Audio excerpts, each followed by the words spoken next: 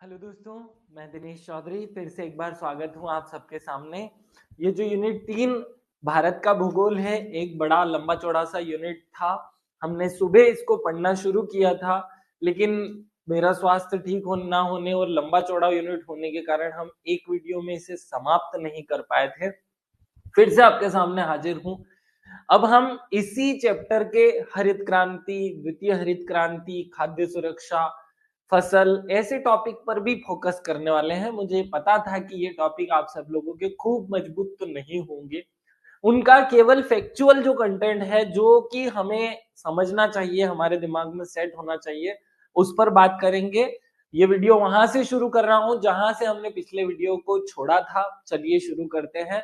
सबसे पहले भगवान श्री गणेश को याद कर लेते हैं। भगवान श्री गणेश का स्मरण करते हुए और मेरे शिक्षक सुरेश पटेल सर को याद करते हुए हम मूल उस पॉइंट पर चलते हैं जहां हमने अपनी क्लास को छोड़ा, या जहां से हमारी क्लास शुरू होती है।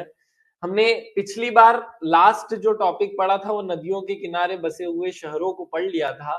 अब हमें उसके आगे चलना है। नदियों के किनारे बसे हुए शहर के बाद में जो लास्ट हमारा पॉइंट हमें याद करना था, वो कुछ कंपनियां थी जिनके उपयोग, जिनका स्थापना हमने विश्व के किसी अन्य देश की मदद से की। जैसे कि बाल्को, ये सारी एल्यूमिनियम कंपनियां हैं भारत की, और बार बार किसी न किसी रूप में ये हमसे पूछी जाती हैं। मैं कोडिंग के माध्यम से, कहीं से भी नहीं लिया गया, ये सीधा सीधा ल्यूसेंट में लिखा हुआ है, लेकिन मैं कोडिंग के माध्यम से आपको ये याद कराने की कोशिश करूंगा कि बाल्को कंपनी की स्थापना किसकी मदद से की गई? सोवियत संघ की मदद से की गई। तो देखिए, जो बालक होते हैं ना, उनको अकेले को कहीं नहीं भेजना चाहिए, उनको संग संग में भेजना चाहिए। तो बालकों को हमेशा एक दूसरे के संग संग भेजना चाहिए। तो बालकों की स्थापना संघ की मदद से की गई, सोवियत संघ की मदद से की गई। कहाँ? कोरबा कोयना में। इसकी जरूरत नहीं है कहां पर है वो। आगे बढ़ते हैं। नालको, नालको की स्थापना जो है वो फ्रांस की मदद से की गई। देखो, जो नल को है, हमारी जो नले हैं उसमें जब हार्ड वाटर होता है, हमारे घर की नलें जब पानी जो जिससे पानी हम भरते हैं, थोड़े बहुत दिन में उसमें कचरा जमता रहता है, फंस जाता है। कचरा क्या करता रहता है? फंस जाया करता है। तो नलों में क्या हो जाता है? नल में कचरा फंस गया है। क्या हो गया है? फंस गया है। तो नलकों की स्थापना किसकी मदद से हो गई? फंस गया है जो फ्रांस की मदद से हमने की है, ये याद हो जाए। अगला तीसरा, हिंडाल्को। हिंडाल्को की स्थापना हमने अमेरिका की मदद से की है। किसकी? हिंडाल्को, है ना। हिंडाल्को, हिंडाल्को। देखो, आपने वो सुना होगा, तू मेरा हस्बैंड, मैं तेरी वाइफ, तू मेरा हस्बैंड, है ना। हस्बैंड शब्द यूज किया जाता है ना। हस्बैंड और हिंडाल्को, है ना। हस्बैंड हिंडाल्को एक जैसा टोन करता होगा, हस्बैंड और अब देखो, यहाँ अमेरिका लिखा हुआ है ना, अमेरिका। अमेरिका में ये मेरी है, मेरी मतलब शादी। तो शादी करने के बाद पति पत्नी एक दूसरे के हस्बैंड वाइफ हो जाते हैं। तो ये हस्बैंड वाइफ शब्द से बन जाएगा हिंडाल्को। हस्बैंड वाइफ कब बन जाते हैं? जब शादी हो जाती है। शादी को इंग्लिश में मेरी कहते हैं। तो सभी को याद रहे, हिंडाल्को जो है वो अमेरिका की मदद से की गई। इंडाल्को जो है वो कनाडा की मदद से की गई। इंडाल्को, इंडाल्को। देखो, लको लको ये शब्द तो सब में, को तो सब में आ रहा है ना। इंडा। अगर आगे आया कनाडा। देखो, कनाडा, इस शब्द पर फोकस करना। कनाडा, तो नाडा जो है वो क्या है? हमारा जो एंड पॉइंट होता है भाई, नाड़ा जो है वो क्या किया जाता है? एंड पॉइंट पर ही बांधा जाता है। तो एंड पॉइंट पर हम क्या बांध देते हैं? नाड़ा। तो कनाडा जो है वो इंडाल्को की स्थापना का सहायक देश रहा। अगला, मालको। मालको इटली। तो देखो, माल खाना है ना। माल खाना है तो इटली खा लो, मतलब माल जो है वो इटली। इटली मतलब सफेद सफेद होती है ना। तो जो सफेद सफेद होता है उसे माल कहते हैं हम। तो माल खाना है तो इडली खा लो, मतलब माल खा लो या इडली खा लो, इडली खा लो, माल खा लो, ऐसे याद रह जाएगा। या फिर मालिक जो है वो तो इडली खाते हैं, याद रखना।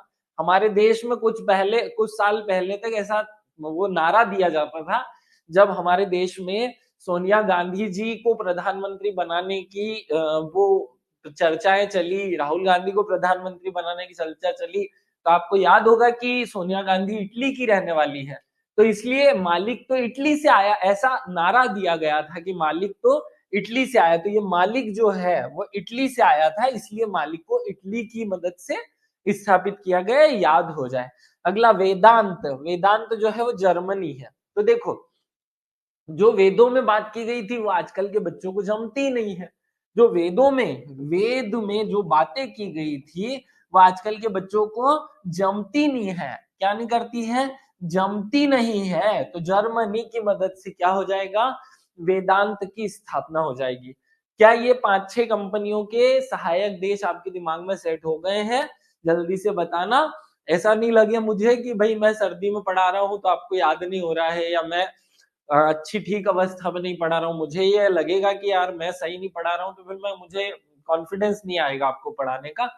याद रखना, बालिकों की को संघ संघ में भेजा जाता है, अकेले नहीं भेजा जाता। तो बालिकों की स्थापना सोवियत संघ की मदद से। नल में पानी फंस जाता है, कचरा फंस जाता है, तो फ्रांस की मदद से। हिंडाल्को हस्बैंड वाइफ हो जाते हैं अमेरिका के बाद, मतलब मेरी के बाद में इंडाल्को, है ना। तो एंड में हम क्या करते हैं? नाड़ा बांध देते हैं। आगे मालिक जो है वो इटली से आए, और हमें आजकल के बच्चों को वेदों की बातें जमती नहीं है। तो लास्ट में क्या हो जाएगा? वेदांत जो है वो इटली से, सॉरी, वेदांत जो है जर्मनी की मदद से याद रहे ये पॉइंट। आगे बढ़ते हैं। नेक्स्ट, हमारे यहाँ बहुत सारी क्रांतियां हुई हैं, ये सबको याद रहती है, लेकिन फिर भी मैं अपनी तरफ से रिवाइज करा देता हूँ, तब जब मैं हरित क्रांति पढ़ाऊंगा तो आपको याद रहेगी। इस वीडियो में हम हरित क्रांति, द्वितीय हरित क्रांति और खाद्य सुरक्षा तीनों टॉपिक पढ़ेंगे। हरित क्रांति खाद्यान्न से सुरक्षा से संबंधित थी भैया, ये हमको याद है। सफेद सफेद होता है दूध, तो दूध क्रांति को सफेद क्रांति कहा गया, श्वेत क्रांति भी कहा गया और सफेद क्रांति भी कहा गया। नीली नीली जो है वो नीले नीले पानी में मछलियां होती है, समुद्र का जो नीला पानी है ना उसमें मछलियां पालन होता है, तो नीली क्रांति मछली पालन के लिए हुई थी। भूरी क्रांति, हम जो खाद डालते हैं खेतों में वो भूरे रंग का होता है, इसलिए भूरी क्रांति उर्वरक से संबंधित थी। रजत क्रांति अंडा से संबंधित थी। वैसे भी मेरे साथ में एक रजत था, रजत एक दोस्त का नाम था, वो अंडे बहुत खाता था। तो रजत क्रांति, और अंडे का जो ऊपर का छिलका होता है ना वो सिल्वर रंग का होता है ना, रजत रंग का होता है, इसलिए रजत क्रांति अंडे से संबंधित हो जाएगी। पीली क्रांति, अब देखो सरसों और तिल जो होती है ना वो पीली पीली होती है, इसलिए पीली क्रांति सरसों या तेल से संबंधित, तिलहन से संबंधित हो गई। कृष्ण क्रांति बायोडीजल से संबंधित हो गई। किससे संबंधित? बायोडीजल से। कृष्ण मतलब, कृष्ण शब्द का उपयोग किया जाता है काले को दर्शाने के लिए। देखो दो पक्ष होते हैं, शुक्ल पक्ष, कृष्ण पक्ष। तो ये जो कृष्ण है ये काला दर्शाता है, तो काला काला होता है बायोडीजल। क्या होता है? डीजल जो होता है वो बायोडीजल काले रंग का होता है, इसलिए बायोडीजल को कृष्ण क्रांति कह दिया। लाल क्रांति टमाटर या मांस उत्पादन के लिए, तो मांस तो होता ही लाल है, वो टमाटर भी लाल होता है, वो सुना होगा आपने, ओहो टमाटर बड़ा मजेदार वाला जो लाल टमाटर है वो लाल क्रांति से संबंधित है। गुलाबी क्रांति जो है वो झींगा मछली से, झींगा मछली का मांस लाल नहीं होता है, इसका मांस गुलाबी होता है, इसलिए गुलाबी क्रांति जो है वो झींगा मछली से संबंधित हो गई। सुनहरी क्रांति ये फल से संबंधित है। देखो आपको वो मोहम्मद गजनी और मोहम्मद गोरी का डायलॉग याद होगा कि इस देश में आने के बाद हमें सुनहरे फल पसंद आते हैं। तो सुनहरे जो है वो फल होते हैं। सुनहरा क्या होता है? फल होता है। देखो वैसे तो फल हरा होता है, लेकिन जब फल पक जाता है तो वो सुन हो रहा जाता है, सुनहरा हो जाता है। तो सुनहरे क्या होते हैं? फल। आपने आम के रंग को देखना, वो पीले पड़ जाते हैं, उसे सुनहरा कलर कहते हैं, याद रखना। अमृत क्रांति ये नदी जोड़ो परियोजना से संबंधित थी। अटल बिहारी वाजपेयी ने उदाहरण दी थी कि ये सारी नदियों को जोड़ दो तो अमृत के जैसा पूरे धरती पर पानी जो है वो फैल जाएगा, अमृत क्रांति हो जाएगा। गोल क्रांति, आलू गोल गोल होता है तो आलू गोल क्रांति से संबंधित हो गया भैया। स्वर्ण क्रांति बागवानी से संबंधित हो गई। देखो बागवानी शब्द पर यहाँ पे कंफ्यूजन होता है भैया, है ना, कृष्ण क्रांति स्वर्ण क्रांति में। तो स्वर्ण मतलब होता है सोना। क्या होता है? सोना। तो मेरी तो इच्छा ऐसी होती है कि मैं बगीचे में चले जाऊं और सो जाऊं, बाग में जाकर के सो जाऊं, ठीक है। तो बगीचे में जाकर के मैं सो जाऊं, तो सोने की क्रांति जो है वो बाग में जाकर के सोनी चाहिए, बगीचे में जाकर सोना चाहिए, इसलिए स्वर्ण क्रांति बगीचे में हो जाएगी। अगला खाकी क्रांति। खाकी क्रांति जो है वो चमड़े से संबंधित है। वैसे भी आपने खाकी का कलर देखा होगा, वो चमड़े जैसा होता है, तो खाकी क्रांति जो है वो चमड़े से संबंधित होती है। काली क्रांति, ये कच्चे तेल से संबंधित है, काली क्रांति कच्चा तेल, बोलकर देखो काली कच्चा तेल, काली से कच्चा तेल एक दूसरे से जुड़ जाएगा। और आगे बढ़ते हैं, विभिन्न कृषि की विधियां हम याद करते हैं। देखो बड़ा आसान है, बहुत ही इजी है। कैसे? सेरीकल्चर, सेरी, सेरी को मैं बोल देता हूँ साड़ी, साड़ी जो है साड़ी, साड़ी साड़ी, साड़ी कैसी पहननी चाहिए? तो रेशमी साड़ी पहननी चाहिए। तो सारी कल्चर रेशम उत्पादन से संबंधित हो जाएगा।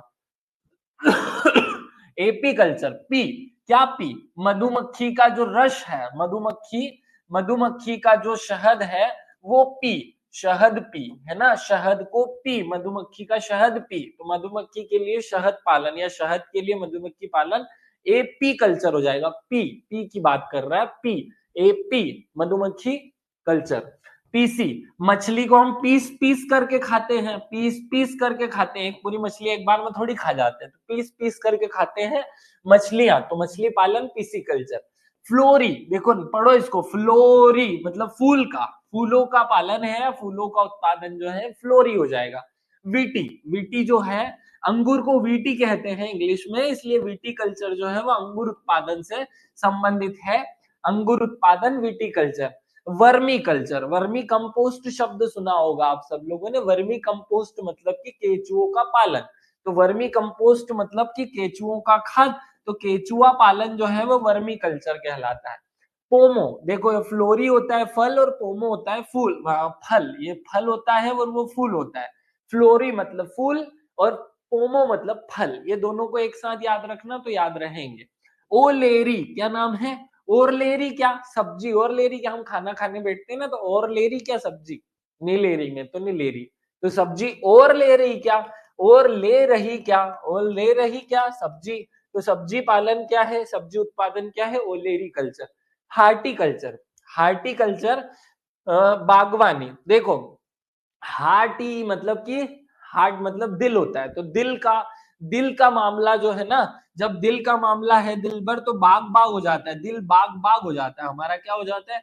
मेरा दिल, हम बोलते हैं ना, ये शब्द है हिंदी का, मेरा तो दिल बाग बाग हो गया। तो दिल बाग बाग कब हो जाता है? दिल बाग बाग हो जाता है जब हम बोलते हैं कि दिल बाग बाग होता है ना, तो दिल मतलब हार्ट, हार्टिकल्चर हो जाता है बागवानी। एरोपोट्रिक्स, क्या है? एरो, एरो शब्द से याद रखो, एरो मतलब हवा में बात हो रही है, हवा में पौधों का उत्पादन, एयर में पौधों का उत्पादन, एरो कल्चर मतलब पोट्रिक्स हो जाता है, ठीक है। हार्टिकल्चर ये हमने कर लिया, एरोपोटिक्स हो गया। हाइड्रोपोनिक्स मतलब कि जल में पौधों को उगाना, देखो एरोपोट्रिक्स मतलब कि हवा में पौधे उगाना, और हाइड्रोपोनिक्स मतलब पानी में पौधे उगाना, ये दो एक साथ याद रख लेना तो याद रह जाएंगे। और आगे बढ़ते हैं, कंपनी के कोपेन की योजना के अनुसार भारत में जलवायु प्रदेश, ये बहुत इंपॉर्टेंट टॉपिक है। कोपेन ने, ये मध्य प्रदेश में भी बहुत इंपॉर्टेंट है जलवायु वाला, तो वो हम देख लेंगे, लेकिन पहले भारत में इसने कितने भागों में बांटा है? आपको याद रहे कि भारत में इस भैया ने, कोपेन ने, याद रखना 7 भागों में बांटा है। देखो कोपेन, ये कोपेन जो है इसने 7 भागों में हमारी भारत की जलवायु को बांटा है। कितने भागों में बांटा है? 7 भागों में। अब देखो नाम कितने आसान है, AMW, या तो इस तरीके से आप याद रखोगे, या हिंदी में उसका पूरा नाम याद रखोगे, लघु शुष्क ऋतु वाला मानसून प्रकार, इस तरीके से आप याद रखोगे। तो देखो हम इसको जोड़ देते हैं, मैं अपनी तरफ से आपको एक तरीका कोई सा भी, या तो इंग्लिश वाला करा दूं या हिंदी वाला करा दूं, तो मैं हिंदी वाला करा रहा हूं, इंग्लिश वाला आप मन से कर लेना, क्योंकि कहीं एक तरीके का आ गया तो फिर वो जुड़ जाएगा, है ना। अब देखो हम गोवा में जाते हैं थोड़ी थोड़ी सी छुट्टी मनाने, भाई लघु छुट्टियां मनाने के लिए, छोटी छोटी सी छुट्टियां मनाने के लिए, और गोवा जाकर के छोटी छोटी खुशियां मिलती है हमको, तो लघु शुष्क ऋतु वाली जो जलवायु है वो गोवा में मिलेगी। याद रख लेना, गोवा के दक्षिण भारत के पश्चिमी तट, मतलब सीधा गोवा याद कर लो ना, इतना क्यों घुमा फिरा कर फालतू की बातें करनी है, सीधा कह दो कि लघु, लघु छुट्टियां जो मिलती है वो गोवा के आसपास वाले एरिया में मिलती है, तो लघु से याद हो जाए गोवा, हमारे दिमाग में ये एक पॉइंट सेट हो जाना चाहिए, बस इतना ही करना है। दूसरा, शुष्क ग्रीष्मकालीन ऋतु वाला मानसून प्रकाश, शुष्क मतलब सूखा, शुष्क मतलब क्या होता है? सूखा, है ना। तो तू मुझसे मिलेगा तो मैं रूखा सूखा तो नहीं मिलूंगा, तू मुझसे मिलेगा तो मैं रूखा सूखा तो नहीं मिलूंगा। तो देखो ये तू मिल तो मैं रूखा सूखा नहीं मिलूंगा, तू मुझसे मिलेगा। अरे आपने वो एडवर्टाइज नहीं सुना, जब मिल बैठेंगे तीन यार, मैं आप और बिग पाइपर सोडा, ऐसा एक एडवर्टाइज है ना। तो भैया तू मिल, मैं तुझे क्या पिलाऊंगा, रूखा सूखा नहीं होने दूंगा। वैसे भी ये लड़कों की भाषा में रूखा सूखा स्वागत करने का मतलब है कि सामान्य स्वागत करना, और गीला गीला स्वागत करना मतलब पिला करके स्वागत करना। तो जब तू मिलेगा तो मैं रूखा सूखा स्वागत नहीं करूंगा, शुष्क स्वागत नहीं करूंगा, याद हो जाएगा। तो शुष्क से याद रख लो, तमिलनाडु के कोरोमंडल तट, तो कोरा कोरा नहीं रहने दूंगा, तू मिलेगा तो मैं कोरे कोरा नहीं करेंगे, पैक बना करके ही करेंगे काम, समझ गए। ये जोड़ने के लिए बोल रहा हूं भैया, मैं पीता होता तो शायद सर्दी नहीं होती। आगे बढ़े, तीसरा वाला पॉइंट आते हैं, उष्ण कटिबंधीय सवाना प्रकार। तो सवाना जो है कर्क वृत्त के दक्षिण प्रायद्वीपीय पठार का अधिकतर भाग।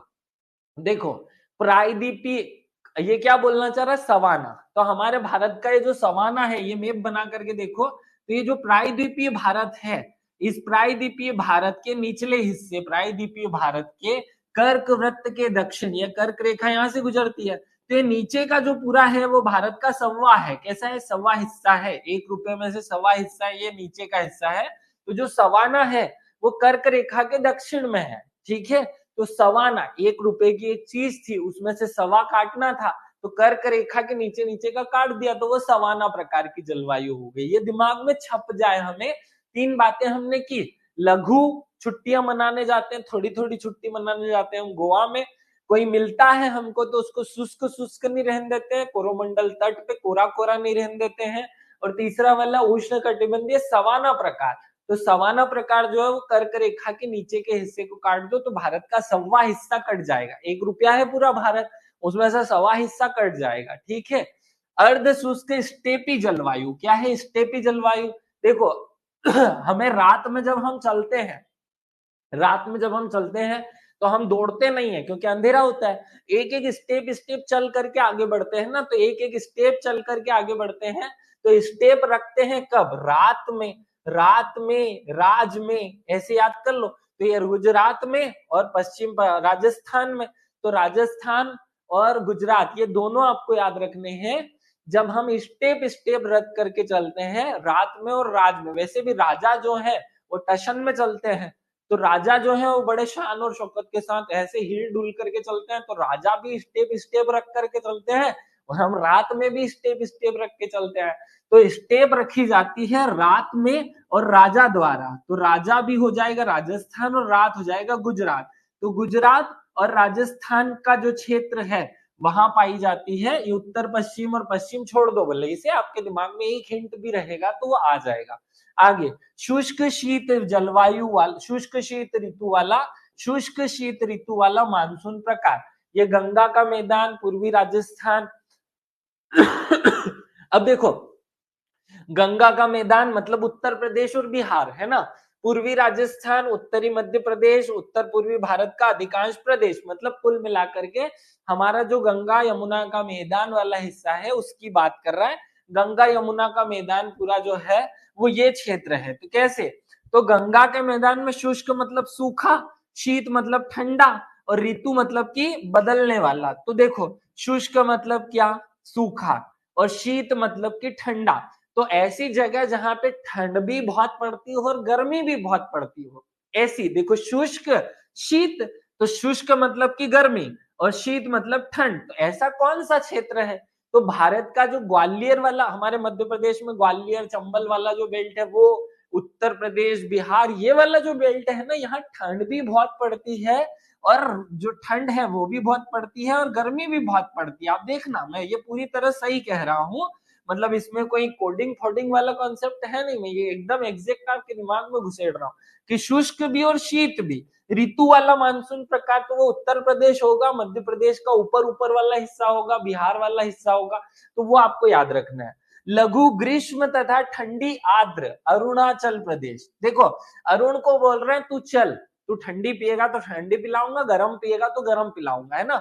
अरुण तू चल, अरुण तू चल, तू लघु ग्रीष्म मतलब गर्म पिएगा तो गर्म पिलाऊंगा और ठंडी पिएगा तो ठंडी पिलाऊंगा। ऐसे याद करो कि अरुण में जो है वो ठंडी और गर्म वाला ऑप्शन देना है, क्योंकि अरुण सुधरा हुआ लड़का है, तो गर्म चाय पिला दो, और गर्म नहीं पीनी हो तो ठंडी चाय पिला दो। तो अरुण तू चल, मैं ठंडी भी पिला दूंगा और गर्म भी पिला दूंगा। समझ गए? अरुण तू चल, मैं ठंडी और गर्म दोनों पिला दूंगा, याद हो जाएगा। अब ये है जम्मू कश्मीर, लद्दाख, इनको तो याद करने की जरूरत नहीं है यार, ये तो ध्रुवीय जलवायु जैसे है ही। भाई भारत का ध्रुव कहां पर है? भारत का ध्रुव है कहां पर है? भारत का ध्रुव उत्तर में, और उत्तर में हमारे यहाँ लद्दाख, जम्मू कश्मीर और हिमाचल प्रदेश है। बस इतना ही तो याद करना है। ध्रुवीय प्रकार की जलवायु जो है वो लद्दाख, जम्मू कश्मीर, ये देखो ई बोलते हैं ना इसको, ई में ये तीन चीजें हैं, जम्मू कश्मीर, लद्दाख और हिमाचल प्रदेश, ऐसे याद रह जाएगा। ये ई के तीन कोनों से तीन जगह आपको याद हो गया होगा। आगे बढ़ जाते हैं। मैं आशा करता हूं कि आपको समझ आ रहा होगा। आ रहा है क्या? एक बार फिर ओके ओके बोल देना। आज मुझे ओके की ज्यादा जरूरत है ना, कमेंट कर देना। अब भारत की सारी झीलें याद कर लेते हैं। तो 2 मिनट लगेगी, मैं आपको भारत की सारी झील याद करा देता हूं। देखो एक कोडिंग कराता हूं, जहां पर भी ताल शब्द आ जाए, ताल, तलैया, ऐसा शब्द आ जाए ना, वहां आप आंख मीच करके लगा देना उत्तराखंड। क्या बोल देना है? उत्तराखंड। भाई आंख मीच करके लगा देना, चिपका के आ जाना ताल और तलैया में। तो नैनीताल, सात ताल, राकस ताल, फलाना ताल, ढिमका ताल, नौकुचिया ताल, खुरपा ताल, जितने भी ताल आ जाए वो सब उत्तराखंड में होते हैं। ताल कहां पर बजाए जाते हैं? उत्तराखंड में बजाए जाते हैं। ठीक है, ताली जब भी बजाएंगे तो हमारे सातों खंडों को पता चल जाए, ऐसी बजाएंगे, उत्तराखंड में बजाएंगे। तो उत्तराखंड में हम ताल बजाते हैं। तो ताल वाली जितनी भी झील है वो सब की सब कहाँ पहुंच जाती है? वो सब की सब झील उत्तराखंड में पहुंच जाती है। एक ही बात रट्टा मार लो कि जितने भी ताल है वो सब उत्तराखंड में है। आगे जितने नाग नागिन है, भाई भारत में जम्मू कश्मीर जो हिस्सा है वो नाग नागिन वाला हिस्सा है, क्योंकि वहां आतंकवादी घटनाएं, कभी पुलवामा तो कभी उरी तो कभी कुछ ना कुछ होता रहता है। तो जितने भी नाग नागिन है वो सब जम्मू कश्मीर में रहते हैं। तो देखो नागिन, अनंतनाग, शेषनाग, बेरी नाग, जितने भी नाग नागिन है वो सब जम्मू कश्मीर में है। वहां मनुष्य तो है ही नहीं, वहां मनुष्य तो है ही नहीं। तो देखो जितने भी नाग और नाग नागिन है वो सब कहाँ है? जम्मू कश्मीर में है। याद हो जाएंगे। और दो बच रही है, वुलर, क्या नाम है? वुलर जो है वो जम्मू कश्मीर में है। और फिर क्या है? मानस बल, ये भी जम्मू कश्मीर में है। तो मनुष्य को बल मिलता है नाग नागिन से। मनुष्य को बल कहां से मिला? नाग नागिन से। तो याद रखना, मनुष्य को बल मिला नाग नागिन से, जम्मू कश्मीर वाले। और वुलर जो भी जम्मू कश्मीर में है, वुलर का फूल जो है वो जम्मू कश्मीर में ही खिलता है। तो वुलर भी जम्मू कश्मीर हो गया और नाग नागिन भी हो गया। याद रख लेना। अगला पॉइंट है इसी में, जितने भी अर भर सर ये शब्द आए ना, जहां पर भी अर भर सर ये वाले शब्द आए, अर भर सर, ऐसे अर अर सर सर भर भर शब्द आएंगे, वो सब राजस्थान हो जाते हैं। देखो ये क्या है? जय समंद, देखो फतेह सागर, गर, फिर ये है सांभर, फिर लुकन सर।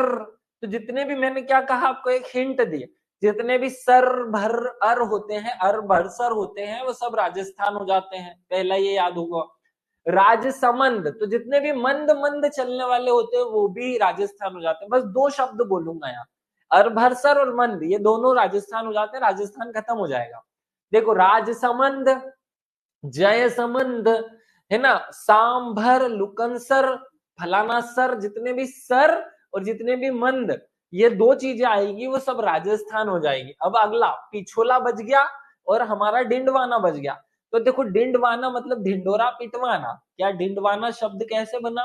ढिंडोरा पिटवाने शब्द से बना। तो ढिंडोरा कब पिटवाया जाता है? जब राजा कोई आदेश देता है तो उसे जनता तक पहुंचाने के लिए। तो राजा का आदेश मतलब राजस्थान, तो राजा का आदेश वाला राजस्थान हो गया। तो डिंडवाना, ढिंडोरा पिटवाना, कहाँ पिटवाना? राजाओं के स्थान में, राजस्थान में पिटवाना। अगला पिछोला, पिछोला राजस्थान। देखो पिछोला, देखो राजा को जब कोई चीज समझ नहीं आती तो वो पीछे पड़ जाता है कि भाई ये तो पीछे ही पड़नी पड़ेगी, तो राजा जो है वो पीछे पड़ जाता है। तो पिछोला झील कहाँ है? राजस्थान में। तो आपको राजस्थान की याद करने के 3 शब्द याद रखने केवल। देखो अरभरसर और मंद मंद है ना, मंद मंद और अरभरसर, जितने भी अरभरसर है वो सब राजस्थान, मंद मंद है वो सब राजस्थान। और फिर उसके बाद राजा जो है ढिंडोरा पिटवा देगा और राजा पीछे पड़ जाएगा, तो पीछे पड़ जाएगा तो पिछोला, और ढिंडोरा पिटवाएगा तो डिंडवाना, याद हो जाएगा। अगला मणिपुर में लोकटक झील, अब यहाँ सिंगल सिंगल याद करनी है। देखो मणि को लोग टकटकी लगाकर देखते हैं, तो मणि को क्या करते हैं लोग टकटकी लगाकर, तो लोकटक झील कहाँ है? मणिपुर में, याद हो जाएगी। अगला पुलिकट, पुलिकट मतलब काली कट, तो काला कट कब दिखेगा? काला कट कब दिखेगा कोई व्यक्ति? जब वो हम अंधा हो जाएंगे, जब हम अंधे हो जाते हैं तो हमें सब काला कट दिखाई देता है। आंध्र प्रदेश लिखा हुआ है ना, तो आंध्र प्रदेश और तमिलनाडु में जब हम किसी से मिलेंगे और हमें वो काला कट दिखे तो समझो कि हम अंधे हो गए हैं। तो आंध्र प्रदेश में, तमिलनाडु, आंध्र प्रदेश तमिलनाडु में पुलिकट या कालीकट झील। हुसैन सागर, देखो जो हुस्न वाले लोग होते हैं ना, है ना, जब भी कोई हुस्न वाला हम देखेंगे, ज्यादा हुस्न वाला, अच्छा हुस्न उसका होगा, तो हम उसको गाना गाकर सुनाने लग जाते हैं। तो गाना गाना है जब किसी को अच्छे, तो ए हुस्न वालों, ये गाना सुना है आपने? तो ये हुस्न वालों, तो ये हुस्न वालों से गाना गा लिया हमने, हुस्न वालों के लिए तो गाना गा लिया। तो हुसैन सागर जो है वो कहाँ है? गाना मतलब तेलंगाना। आगे बढ़ो। कोलेरू, कोलर, कलर ही नहीं पता चल रहा है कि कौन सा कलर है, कौन सा कलर है, तो अंधा होगा तभी पता नहीं चल रहा है। तो कौन सा कलर है भाई, पता नहीं चल रहा है, मतलब अंधा है आदमी, तो अंधे को कलर पता नहीं चलता है, तो अंधे को कलर पता नहीं चलता, तो आंध्र प्रदेश में कोलेरू झील हो जाती है, कलर ही पता नहीं चलता। चील जो है अपनी वो उड़ जाती है, चील क्या हो जाती है? अरे वो चील बाज जो है ना, कौवा कुत्ता कमीना सब उड़ जाते हैं ना, तो उड़ीसा, तो चील जो है वो उड़ गई, तो चील उड़ीसा में है। लोनार, देखो जो लोन लेकर के काम करते हैं वो महान लोग होते हैं, जो जो लोन की किस्तों पर जीते हैं ना, तो लोन ले लेकर के जो जीते हैं वो महान लोग होते हैं, और इसकी लोग होते हैं, महान लोग होते हैं, महान राष्ट्र बनाते हैं, महाराष्ट्र बनाते हैं। बेम्ब बांड, बेम्ब बांड केरल है ना। देखो बेम बांड, ये तो बांड, अभी जैसे मेरा गला दुख रहा है तो मैंने कौन सी बाम लगाई है, कौन सी हवा बांड, बहुत सारे बांड आते हैं ना, तो बॉन्ड जो है वो भर दो, बहुत सरल होता है उनका पालन करना। केरल है ना, केरल को मैं कर रहा हूं सरल, केरल सरल, सरल भर दिया बॉन्ड, मैंने क्या कर दिया? बॉन्ड भरना बहुत सरल है, ठीक है। अगला अष्टमुडी, अष्टमुडी है ना, अष्टमुडी मतलब अपना मूड चेंज कर लेना, अपना मूड चेंज करना भी बहुत क्या होता है? सरल होता है, लोग कर नहीं पाते हैं। फिर पेरियार, पेरियार ये भी केरल में है, तो ये तीनों केरल को मैंने सरल कर दिया, कपड़े पहनना कितना सरल, तो पेरियार में सरल हो गया। अगला है खज्जियार, खज्जियार जो है वो हिमाचल प्रदेश में। भैया हिमाचल प्रदेश में इतना बर्फ गिरता है कि आदमी खजेला हो जाता है, तो खज्जियार जो है वो क्या हो जाएगा? हिमाचल प्रदेश, आसानी से याद हो जाएगा। ये अच्छे से याद कर लो भाई, बड़ी आसान है हमारी झीलें। मैं एक बार सारी की सारी फिर से रिवाइज करा देता हूँ। जो जम्मू कश्मीर है उसमें आपको याद करना है सारे नाग और नागिन, क्या करना है? नाग और नागिन क्या है? जम्मू कश्मीर है। साथ में आप याद कर लेना वुलर छूट जाएगा यहाँ, और एक और छूट जाएगी, तो बस वो वुलर पे ही फोकस कर लो, वुलर भी कर लिया तो काम खत्म। जितने भी ताल और तलैया शब्द हैं, जहां ताल आ जाए वो उत्तराखंड हो जाता है ना। जहां भी अर भर सर शब्द आ जाए, अर भर और मंद शब्द आ जाए, वो सब क्या हो जाता है? राजस्थान हो जाता है। ये हमने याद कर लिया। फिर राजस्थान में एक तो पिछोला बचेगा, और पिछोला के साथ डिंडवाना बचेगा, डिंडवाना, ये दो और याद कर लोगे तो राजस्थान कंप्लीट हो जाएगा। ताल उत्तराखंड में कंप्लीट हो गया, वुलर झील कर लिया, और नाग नागिन याद कर लिया, तो जम्मू कश्मीर कंप्लीट हो गया। फिर सिंगल सिंगल जो हमने याद करने वो आपको याद हो जाएंगे, जैसे लोग टकटकी लगाकर देखते हैं मणि को, तो लोग टकटकी लगाते हैं मणि को, तो मणिपुर हो जाएगा। सर आपकी क्लास में कोई कितना भी खड़ूस क्यों ना बैठा हो, वो हंस हंस के पागल हो जाएगा। हाँ ठीक है बच्चा, अभी तो मैं हंस हंस के पागल हो रहा हूँ, मतलब मैं ही पगला रहा हूँ सर्दी के मारे। ठीक है आगे बढ़ो। भारत के सारे दर्रे हम याद कर लेते हैं, सारे ही कर लो, खत्म करते हैं इस कहानी को। मैं आपको कोडिंग से याद कराता हूं। देखो, अब हमें याद करना है, कैसे याद करना है, आपको जम्मू कश्मीर के दर्रे याद करा रहा हूं मैं। तो जम्मू कश्मीर में ठंड बहुत पड़ती है, और ठंड में हमारी दादी अम्मा कहती है कि काजू पी ले बाबू। क्या बोलती है? काजू, काजू पी बाबू। ये 3 शब्द याद रखना, काजू पी बाबू। ठीक है, ये आपको 5 वर्ड्स जो हैं, ये काजू पी बाबू से आपका पूरा जम्मू कश्मीर याद हो जाएगा। काराकोरम दर्रा, है ना, जुर्जिला दर्रा, जुर्जिला, पीर पंजाल दर्रा, पीर पंजाल दर्रा, फिर बसे बनिहाल दर्रा, बनिहाल दर्रा, और बसे बुर्जिल दर्रा, है ना। तो बसे बनिहाल और बुर्जिल, ये 5 जो दर्रे हैं वो जम्मू कश्मीर के दर्रे हैं।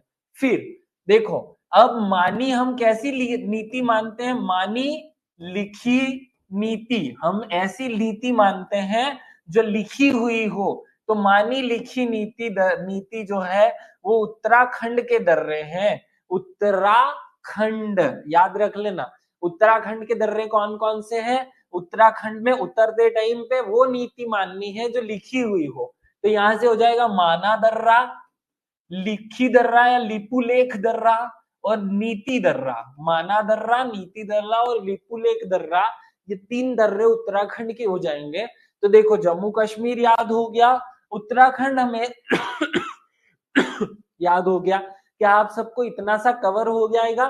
भाई कितना सरल है। मैंने जम्मू कश्मीर में ठंड बहुत पड़ती है और ठंड में हम काजू बादाम खाते हैं, तो हमारी दादी कह रही है कि काजू पी बाबू, काजू खा मत, काजू को पी बाबू। तो काजू पी बाबू, का से काराकोरम, जुर्जिला, पीर पंजाल, बनिहाल और बुर्जिल, ये 5 दर्रे हो गए जम्मू कश्मीर के। मानी लिखी नीति, कौन सी नीति माननी है? लिखी हुई नीति माननी है। तो उत्तराखंड में हो जाएगी मानी लिखी नीति, लिखी मानी नीति, नीति दर्रा, माना दर्रा और लिपुलेख दर्रा, याद हो जाएगा ये। आगे अब हम आते हैं, देखो जम्मू कश्मीर और इन दोनों को हमने मिला लिया। काराकोरम हो गया, जुर्जिला हो गया, पीर पंजाल हो गया, बनिहाल हो गया और बुर्जिल हो गया। एक बचा अदिल, अदिल दर्रा। अदिल दर्रा जो है मतलब आधा दर्रा है ये, है ना। तो आधे दर्रे को तो हम देख ही नहीं सकते। लद्दाख, ले देख, आधा दर्रा है तो ले देख, ले देख, आधा दर्रा ले देख लद्दाख में है। बाकी के दर्रे हमने याद कर लिए हैं। लिपुलेख दर्रा, माना दर्रा और नीति दर्रा, ये सब कहाँ है? उत्तराखंड में, ये भी हमने याद कर लिया है। अब आगे आ जाते हैं। देखो, हिमाचल प्रदेश में बर्फ गिरता है, हमारे सर पर बर्फ इकट्ठी हो जाती है तो हमारा सिर बड़ा हो जाता है। तो देखो, हिमाचल प्रदेश में जो है, हिमाचल प्रदेश बोल रहा है, हिमाचल प्रदेश को एचपी लिख दिया, यहाँ पर हमारा सिर बड़ा हो जाता है, सिर जो है वो बड़ा हो गया।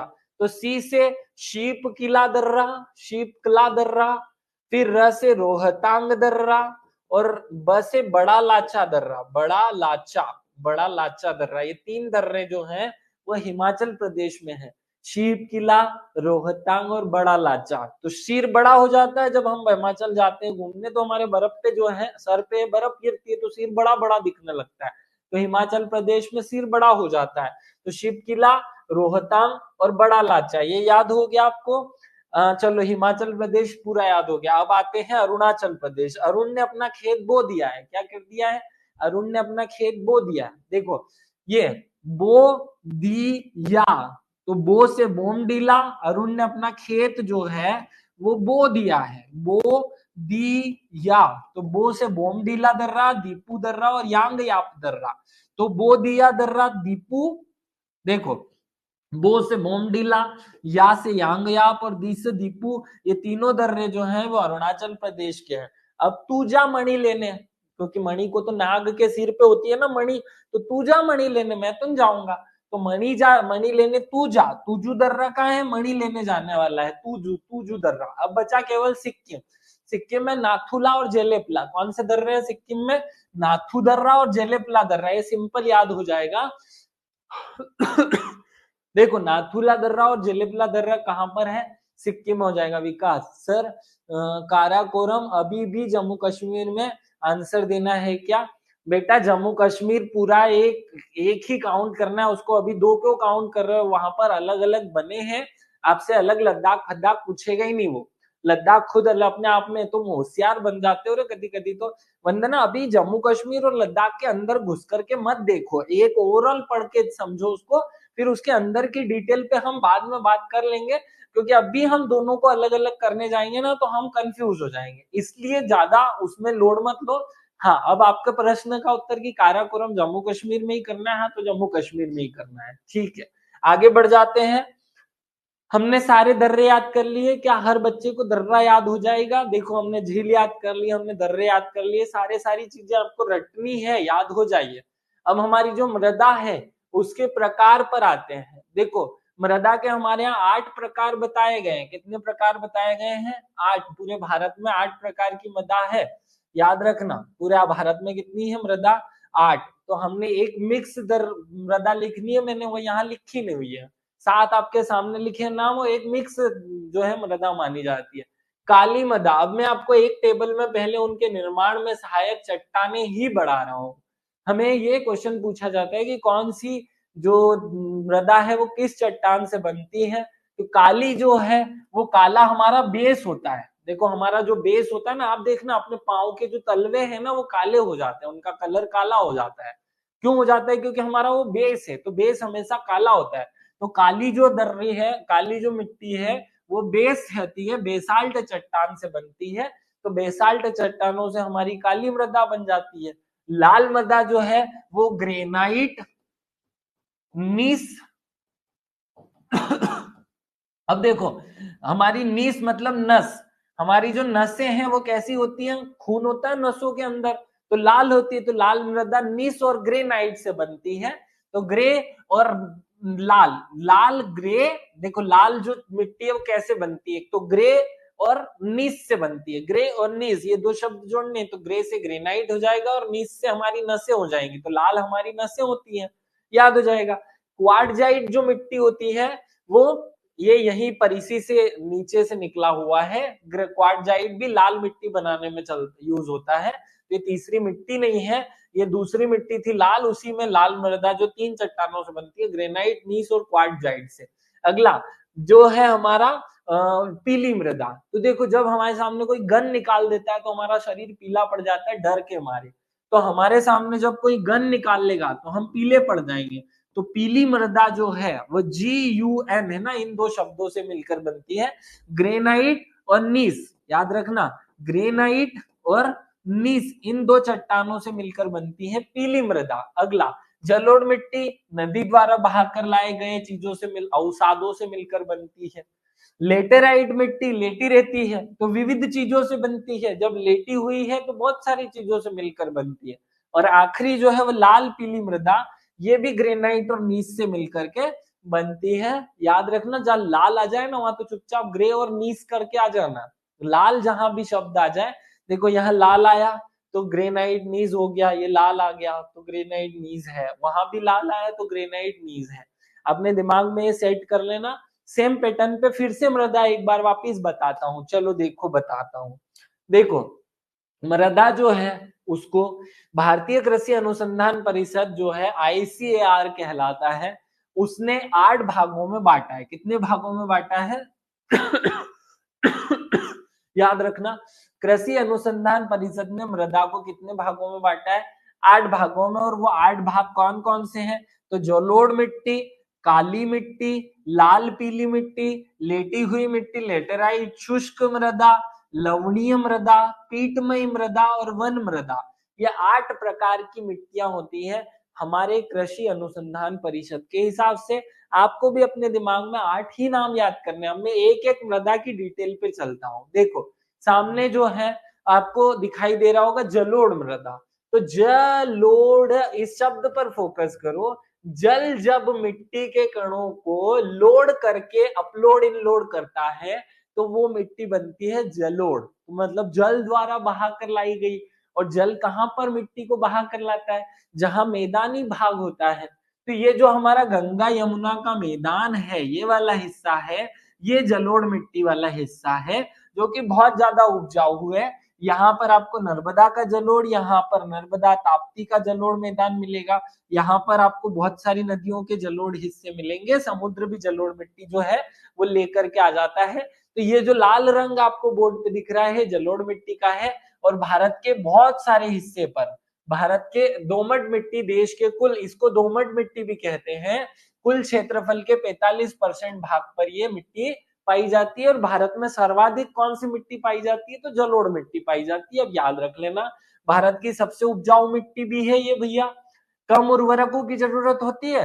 अब कहां से कहां तक, तो यहाँ आपको पंजाब मिलेगा, पंजाब से असम तक फैली हुई है, पंजाब से असम तक पूरी एक लंबी पट्टी में ये मिट्टी हमारे यहाँ पाई जाती है। बस इससे ज्यादा इसके बारे में याद करने की जरूरत नहीं है।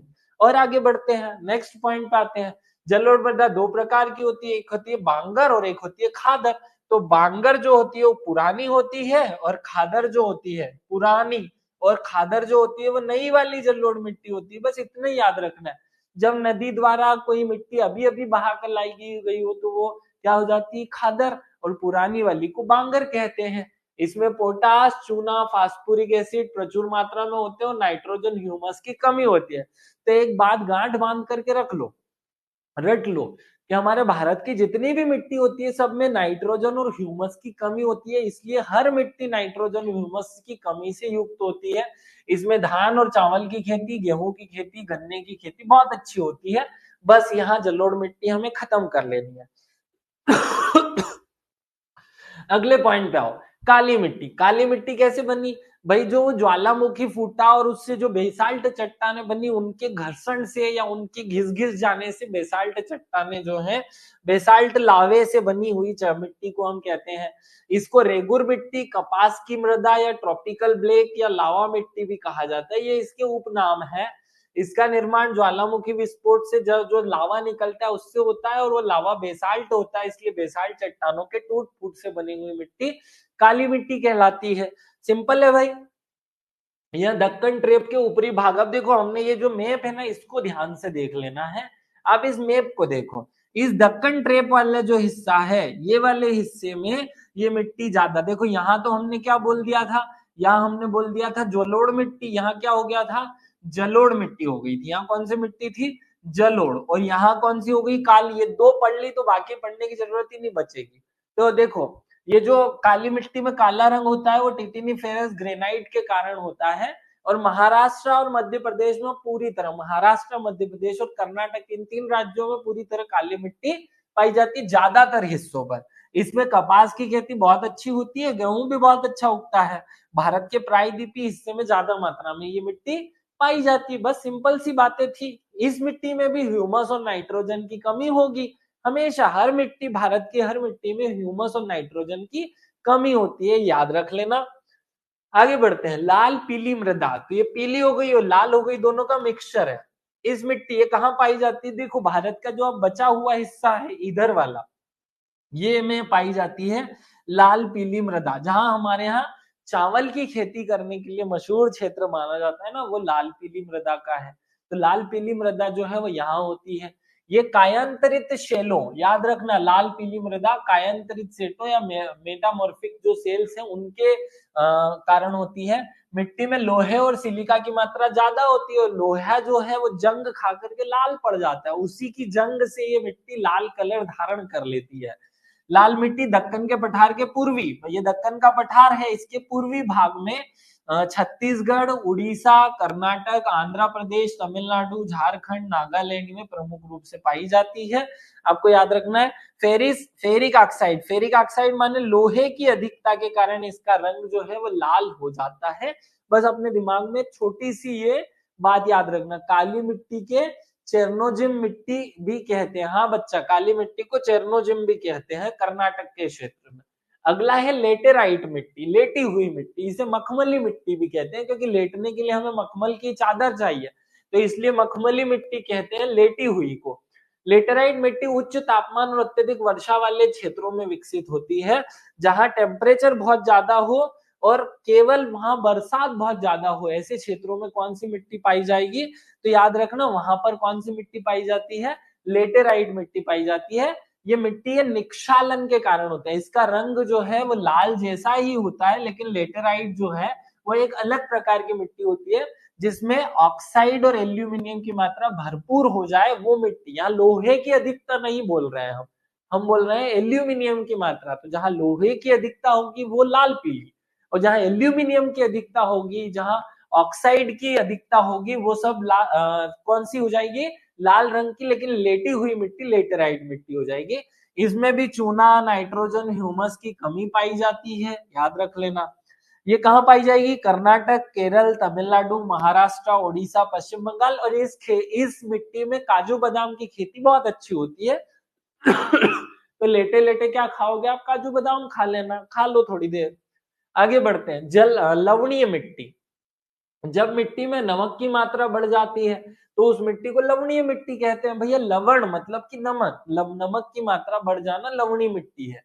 मिट्टी में नमक की मात्रा खराब अपवाह तंत्र और शुष्क जलवायु के कारण बढ़ती है। मतलब जहां बार बार पानी गिर रहा है ना, पानी गिरे जा रहा है, या फिर पानी गिर ही नहीं रहा है, दोनों स्थिति में उसमें नमक की मात्रा ज्यादा हो जाती है। लवणीय मिट्टी में सोडियम, कैल्शियम, पोटेशियम, मैग्नीशियम की मात्रा अधिक हो जाती है। जो पानी में पाए जाने वाले या समुद्री जल में पाए जाने वाले तत्व हैं वो इसमें बढ़ जाएंगे। याद रखना, लवड़ी मिट्टी को रेह, ऊसर और कल्लर मिट्टी के नाम से भी जाना जाता है। रेह, ऊसर और कल्लर मिट्टी भी से कहा जाता है। ये भारत के ऐसे क्षेत्र जो जल से हमेशा डूबे हुए रहे, हमेशा जिनमें जल से डूबे हुए, जैसे कि हमारा जो दलदली क्षेत्र है, वहां दलदली क्षेत्र गुजरात के कच्छ में बनता है। यहाँ हमारा जो भाखड़ा नांगल डैम बना हुआ है वहां बनता है।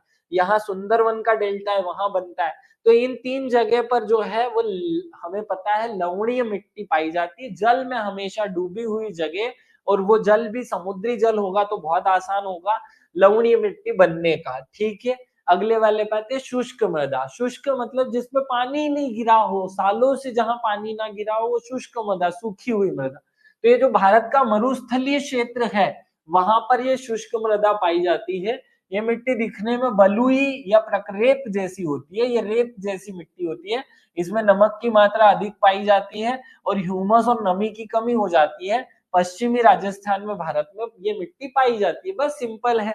फिर एक होती है पर्वतीय मृदा। तो पर्वतों के ऊंचाई वाले हिस्सों पर जो मृदा होगी वो पर्वतीय मृदा कहलाएगी। इसको पढ़ने की ही जरूरत नहीं है भाई। भारत का जो हिमालय वाला हिस्सा है इसमें ऊंची ऊंची जगह पर पर्वतीय मृदा, नीचे वाले हिस्से पर जलोढ़ मृदा होती है। हमें ये याद रहे, अपने दिमाग में सेट रहे। पहाड़ियों के ऊपरी हिस्सों पर जहां पर कंकड़ पत्थर की मात्रा बहुत ज्यादा होती है उस मृदा को पर्वतीय मृदा कहा जाता है। दिमाग में ये सेट कर लो। बागवानी कृषि के लिए जिसमें चाय की खेती ज्यादा इंपॉर्टेंट है वो यहाँ यहीं पर होती है। ऐसी जगह पर वैसे तो चाय की या कॉफी की खेती करेंगे या झूम कृषि करेंगे हम, इसके अलावा कोई खेती यहाँ पर नहीं कर पाते। आखिरी मृदा बता रहा हूं, पीटमय मृदा। पीट मृदा या पीटी सॉइल है ना, दलदलीय मिट्टी या जैविक मिट्टी या ऑर्गेनिक मिट्टी भी कहते हैं इसे। जहां पर भारी वर्षा होती है और उच्च आर्द्रता होती है वहां पर पीटमयी मृदा होती है। तो अभी आपका दिमाग चला होगा कि यार अभी मैंने दलदली मिट्टी बताई थी जहां दलदल में पाई जाती है मिट्टी, जिसे हमने लवणीय मिट्टी कहा। देखो वहां जो मिट्टी पाई जाती है उसमें और इसमें डिफरेंस ये है कि वहां पर समुद्री जल भरा हुआ होता है और यहाँ समुद्र का जल नहीं होता, यहाँ सामान्य जल होता है। तो पीटमयी मृदा कहलाती है। दलदल तो वहां भी है और यहाँ पे भी है। इसमें ह्यूमस और जैव तत्व पर्याप्त मात्रा में उपस्थित होते हैं और गाढ़े गहरे रंग की ये मिट्टी होती है, दलदली ही होती है। हमारे यहाँ केरल में, उत्तराखंड में और पश्चिम बंगाल में ये पाई जाती है। याद रखना, पीटमयी मृदा भी एक विशेष वेराइटी की मृदा होती है। ये आपको दिख रही होगी उत्तराखंड, ये पश्चिम बंगाल और ये गुजरात के कुछ क्षेत्रों में। और यही सेम जगह पर आपकी दलदली मृदा भी पाई जाती है, वो वाली जो अभी लवणीय मृदा बोली थी वो भी। आपकी सारी मिट्टियां खत्म होती है। भारत में सर्वाधिक मिट्टी कौन सी पाई जाती है भैया, तो भारत का जो 32,87,000 क्षेत्र वर्ग किलोमीटर क्षेत्र है उसमें से 15 लाख वर्ग किलोमीटर मतलब 43% भूमि पर तो जलोढ़ मृदा पाई जाती है। दूसरे नंबर पर आती है लाल पीली मृदा, तीसरे नंबर पर आती है काली मृदा और चौथे नंबर पर लेटी हुई मृदा। आप क्रम याद कर लो इनका। देखो ल, है ना, जल के हो गए काले, कैसे हो गए, जल के हो गए काले, जलोढ़ मृदा, लाल पीली मृदा, काली मृदा और लेटी हुई मृदा लेटेराइट मृदा, जल के कैसे पड़ गए, काले पड़ गए, जल गए इसलिए काले पड़ गए। बस ये याद कर लो तो आपको सारी मृदा का क्रम भ्रम भी याद हो जाएगा। ये एक ही नक्शे में सारी मृदा का रंग भंग बताने की कोशिश की है, अगर समझ पाओ तो आसान होगी। ये टॉपिक खत्म होता है, चलो नेक्स्ट टॉपिक पे चलते हैं। देखो भैया, अब हमें पढ़ना है फसल उत्पादन। फसल उत्पादन वैसे तो मैं आपको याद करा चुका हूँ, कैसे याद करा चुका हूँ, तो ये मैंने एक स्पेशल क्लास ले रखी है आपकी, और वहां मैं आपको सारे के सारे जो फसल उत्पादन है वो याद करा चुका हूँ। लेकिन मैंने जो याद कराए थे उसके बाद कुछ लोगों ने बोला कि सर 2024-25 का आंकड़ा आपने फलानी जगह गलत बताया है। तो मैं आज उस पॉइंट को भी क्लियर करते हुए एक बार फिर से बता देता हूँ। हमें याद करना है गेहूं उत्पादन। तो गेहूं उत्पादन में हमने पहले याद कराया था उत्तर प्रदेश, मध्य प्रदेश और पंजाब। तो क्या करा, देखो गेहूं खा करके हमारा जो है वो उत्तरा मध्य में पंजाब पजामा है ना। अब गेहूं खाने से पेट मोटा हो जाता है, तो हमारा जो पजामा है वो मध्य में उतर जाता है, पेट मोटा हो जाएगा। तो उत्तरा मध्य में पजामा, ये शब्द हमें याद करना है। तो उत्तर प्रदेश, मध्य प्रदेश और ये पंजाब। उत्तर प्रदेश जो है वो गेहूं उत्पादन का 31% गेहूं उत्पादित करता है, मध्य प्रदेश 19% गेहूं उत्पादित करता है, पंजाब पूरे गेहूं का, भारत में होने वाले कुल गेहूं का 15% गेहूं जो है वो पंजाब अकेले उत्पादित करता है। ये हर जगह वही है। अग्रिम अनुमान की बात कर लो, 24 की बात कर लो, 23 की बात कर लो, तीनों साल के आंकड़े केवल यही राज्यों के हैं, कम ज्यादा कहीं नहीं होते। चावल में चेंज होगा तो मैं वहां बता दूंगा एग्जाम में, आपको जो आएगा उसमें आपको पहले नंबर पे उत्तर प्रदेश, दूसरे पे मध्य प्रदेश और तीसरे पे पंजाब लगाना है। कोई सी भी किताब कहीं पे भी कुछ भी लिखा हो, आप मेरी बात मान लेना, मैं गारंटी ले रहा हूँ। मैं किसी एक किताब वाले ऐसे नहीं लिख रहा हूँ कि गारंटी जिम्मेदारी जो है वो स्टूडेंट की होगी। मैं तो खुद बोल रहा हूँ कि भैया मेरी जिम्मेदारी होगी, आप इसको आंसर करके आ जाना, गलत नहीं होगा। ठीक है, आगे बढ़ते हैं। चावल, अब देखो चावल में वेरिएशन है। मैंने आपको पढ़ाया था उत्तर प्रदेश, पंजाब और पश्चिम बंगाल, है ना। आपको जो पढ़ाया गया है वो है यूपी, पंजाब और तीसरा है पश्चिम बंगाल। अभी जो वर्तमान में नया रिपोर्ट आया, कौन सा रिपोर्ट, हमारा आर्थिक समीक्षा 2024-25, जो कि सांख्यिकी परिशिष्ट पेज नंबर 43 पे लिखा हुआ है कि चावल उत्पादन में सबसे पहले नंबर पे तेलंगाना है, दूसरे नंबर पे उत्तर प्रदेश और तीसरे पे पश्चिम बंगाल है। तो ये बात सही है, लेकिन मैं फिर भी बोल रहा हूं, अगर एग्जामिनर आपसे पूछे कि 2023-24 के आंकड़ों के आधार पर सर्वाधिक चावल उत्पादित कौन करता है, तो आंसर आप उत्तर प्रदेश करेंगे। और अगर वो क्वेश्चन पूछ ले एक शब्द उसको लिखना है, अग्रिम अनुमान शब्द अगर आ जाए, अग्रिम अनुमान शब्द अगर आ जाए, तो आप कर देना फिर तेलंगाना। क्या आंसर होगा, सबसे पहले हो जाएगा तेलंगाना। या तो वो 24-25 लिखे, वैसे एग्जामिनर हमेशा एक साल पीछे के आंकड़े पूछता है, तो 24-25 के अग्रिम अनुमान के हिसाब से चावल उत्पादन करने वाला सबसे बड़ा राज्य तेलंगाना, फिर उत्तर प्रदेश और फिर पश्चिम बंगाल। जबकि 23-24 के आंकड़ों के हिसाब से उत्तर प्रदेश, पंजाब और पश्चिम बंगाल। जैसा प्रश्न एग्जामिनर पूछेगा वैसा आप आंसर कर लेना। गेहूं में मैंने ये दो बातें क्यों नहीं बताई, क्योंकि बताने की जरूरत ही नहीं है। वहां अग्रिम अनुमान पूछ ले, पुराना अनुमान पूछ ले, 23-24 पूछ ले, 24-25 पूछ ले, सब में एक ही आंसर आपको करना है। तो ये बात अपने दिमाग में भाई सेट कर लेना कि चावल उत्पादन में सर्वाधिक चावल उत्पादन उत्तर प्रदेश का है, फिर पंजाब का है, फिर पश्चिम बंगाल का है। लेकिन अगर वो क्वेश्चन में बात डाल दे अग्रिम अनुमान की, 24-25 का अग्रिम अनुमान के अनुसार, या 24-25 का आंकड़ा पूछ ले, ये मैं कहां से पढ़ा रहा हूं, आर्थिक समीक्षा के पेज नंबर 43 से लिखा हुआ है, तो वहां से आप तेलंगाना को प्रथम स्थान देंगे। इस बात की गारंटी ले रहा हूं कि अगर वो आपसे पूछे 23-24 का आंकड़ा, तो उत्तर प्रदेश पहले लगाना, और अगर वो 23-24 की बजाय 24-25 पूछ ले या अग्रिम अनुमान लिख दे, तो फिर आप तेलंगाना जो है वो पहले पे डाल देना। ठीक है, ये अग्रिम अनुमान या 24-25 है और वो 23-24 है। एग्जामिनर जनरली आज तक इतिहास में देखा गया कि 23-24 ही पूछता है। क्लियर है, क्योंकि जो साल खत्म हो चुका होता है वो हमसे पूछा जाता है, जो नया, अब देखो हमारा फाइनेंशियल ईयर चलता रहता है तो मार्च में खत्म होगा, 31 मार्च को 24-25 का, इसलिए ये अग्रिम अनुमान कहलाते हैं। ज्वार का तो लफड़ा ही नहीं है, ज्वार में महाराष्ट्र, कर्नाटक और तमिलनाडु है, मैंने पहले ही याद कराया है ना। तो जार में आप याद रख लेना माँ की टांग, क्या याद करोगे, माँ की टांग ये कोड है ना। तो माँ से महाराष्ट्र, कैसे कर्नाटक और टांग से तमिलनाडु, है ना। तो टांग तमिलनाडु, कर्नाटक, और तो जवार मतलब गंवार, गंवार को बोला हमने तेरी माँ की टांग, है ना। मतलब ये वल्गर शब्द बोलना नहीं चाहिए, लेकिन मुझे आपको याद कराने पर फोकस करना है, इसलिए याद कर लिया हमने, याद कर लिया। चलो आगे बढ़ते हैं। इसका कि कोई बुरा मत मान लेना भैया, है ना, मैं किसी व्यक्ति विशेष को नहीं बोल रहा हूँ, मुझे तो केवल बच्चों को याद कराना मेरा फोकस होता है। मक्का, देखो मक्का है कक्का, मक्का और कक्का, कक्का को चाहिए कंबल, क्या चाहिए, कंबल। तो कर्नाटक, है ना, कर्नाटक, बिहार और मध्य प्रदेश, इसमें तीन तीन राज्य आते हैं, कर्नाटक, बिहार और मध्य प्रदेश, ये तीन राज्य आपको याद करने हैं। तो ये अग्रिम अनुमान पूछ ले तो भी यही आंसर है, 2023-24 पूछ ले तो भी यही आंसर है, 2024-25 पूछ ले तो भी यही आंसर है, कुछ भी पूछे वो आपसे, सबका आंसर तीन ही राज्य है, क्रम कभी चेंज नहीं होगा। मक्का में आएंगे अपने कक्का, और कक्का को दे दो कंबल, है ना। तो क ब और म, फिर ये क से कर्नाटक, ब से बिहार और म से मध्य प्रदेश, ये हमारा क्रम रहेगा। क्रम रट के रख लेना, मक्का वाला, मक्का के कक्का, ठीक है। देखो कर्नाटक कैसे लिखोगे, तो कर्नाटक में क से कर्नाटक, बिहार और मध्य प्रदेश, ये तीन राज्य इस तरीके से भी याद कर सकते हैं। कैसे भी याद करो, महत्वपूर्ण यही है।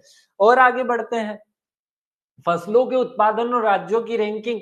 देखो बाजरे में, तो बाजरा जो है वो ज्यादा बचेगा तो मैं रोऊंगा, क्या हो जाएगा, ज्यादा बचेगा तो मैं रोऊंगा। तो बाजरा तो जो जो ज्यादा बचेगा तो फिर मैं रोऊंगा, तो रोऊंगा, याद रखना, रो से राजस्थान, ऊ से उत्तर प्रदेश और ग से गुजरात, ये तीन याद रख लेना शब्द। ज्यादा बचेगा तो मैं रोऊंगा, तो बाजा बजेगा या राजा बजेगा या कुछ भी बजेगा तो मैं रोऊंगा, तो राजस्थान, उत्तर प्रदेश और गुजरात इसमें रैंकिंग में आते हैं। रागी, है ना, रागी में क्यों कटूं, रागी, तू राजी तो मैं क्यों कटूं, मैं क्यों कटूं। के for Karnataka, T for Tamil Nadu और उत्तराखंड, कर्नाटक, तमिलनाडु, उत्तराखंड, ये तीन राज्य एक साथ क्रम से याद होने चाहिए। क्यों मैं कटूं, अगर वो राजी तो मैं क्यों कटूं, अगर लड़का लड़की राजी तो मैं क्यों कटूं, ठीक है। आगे बढ़ो, जो जो है, देखो जो राज, जो राज उत्तर में है वो कहीं नहीं है, जो राज उत्तर में है, क्या बोला हमने, कोड बोला, जो राज, तो जो से जो उत्पादन, राजस्थान प्रथम है, उत्तर है उत्तर प्रदेश, तीसरे में मैं मतलब मध्य प्रदेश। तो जो उत्पादन में राजस्थान प्रथम, उत्तर प्रदेश द्वितीय और मध्य प्रदेश तृतीय, ये तीनों क्रम से याद रख लेना। जो राज है वो मैं, और जो राज उत्तर में है वो कहीं नहीं है। यस सर जी, याद आपने स्पेशल क्लास में याद कराया था, हाँ बच्चा मैंने ये स्पेशल क्लास में आपको याद कराया हुआ है। आगे बढ़ो, नेक्स्ट पॉइंट आते हैं उड़द पे। तो देखो उड़द में,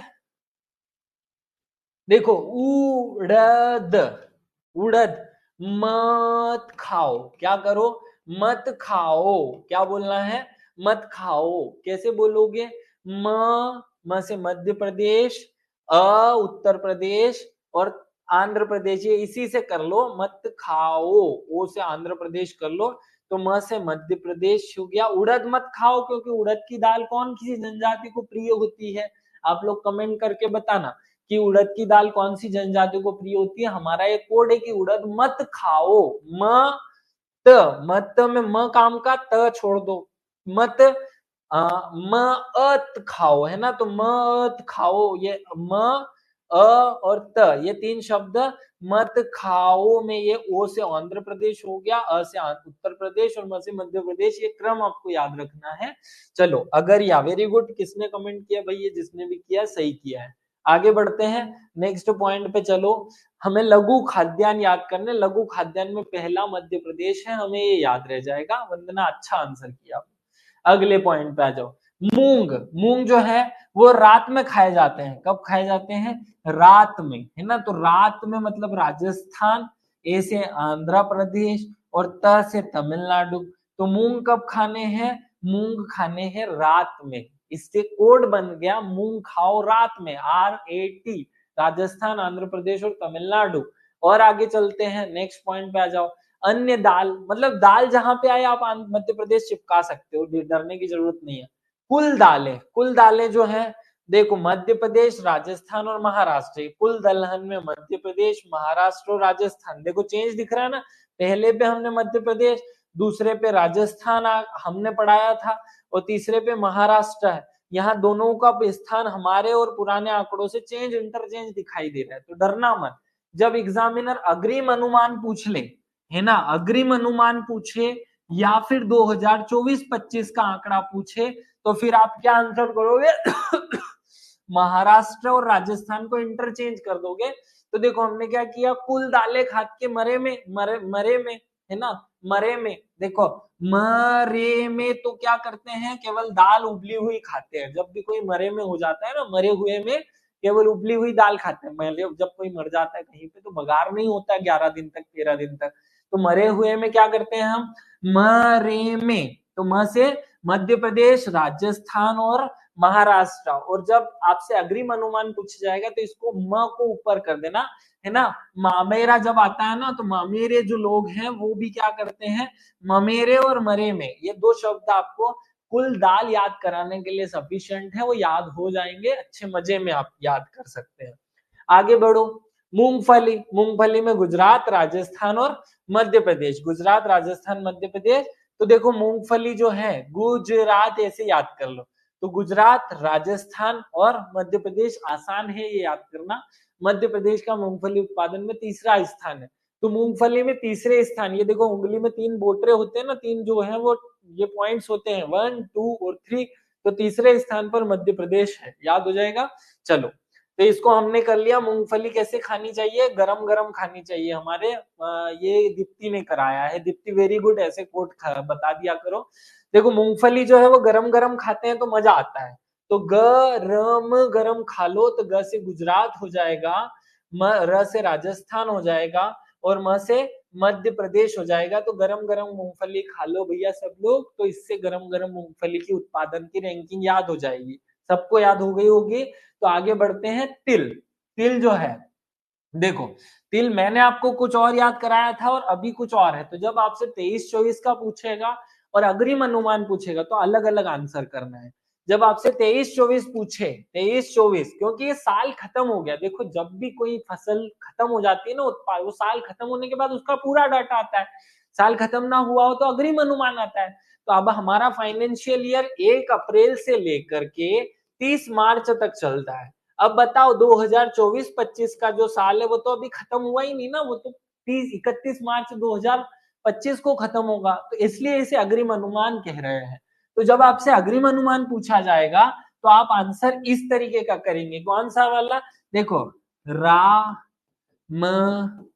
है ना, राम दिखे रात में, देखो राम बस ये याद करो, तिल जो है हमें एक एक तिल में दिखना चाहिए राम, क्या दिखना चाहिए, राम। और जब आपसे पुराना डाटा पूछ लिया जाए 2023-24 का, तो फिर आप करेंगे पश्चिम बंगाल, मध्य प्रदेश और उत्तर प्रदेश, ये आपको याद रखना है। तो दोनों डाटा पर फोकस कर लेना, है ना, तिल, बंगला, मध्य प्रदेश, और देखो किसी भी हाल में मध्य प्रदेश बीच में ही रहता है ना, ये याद रख लेना। डिफरेंस है इन दोनों में।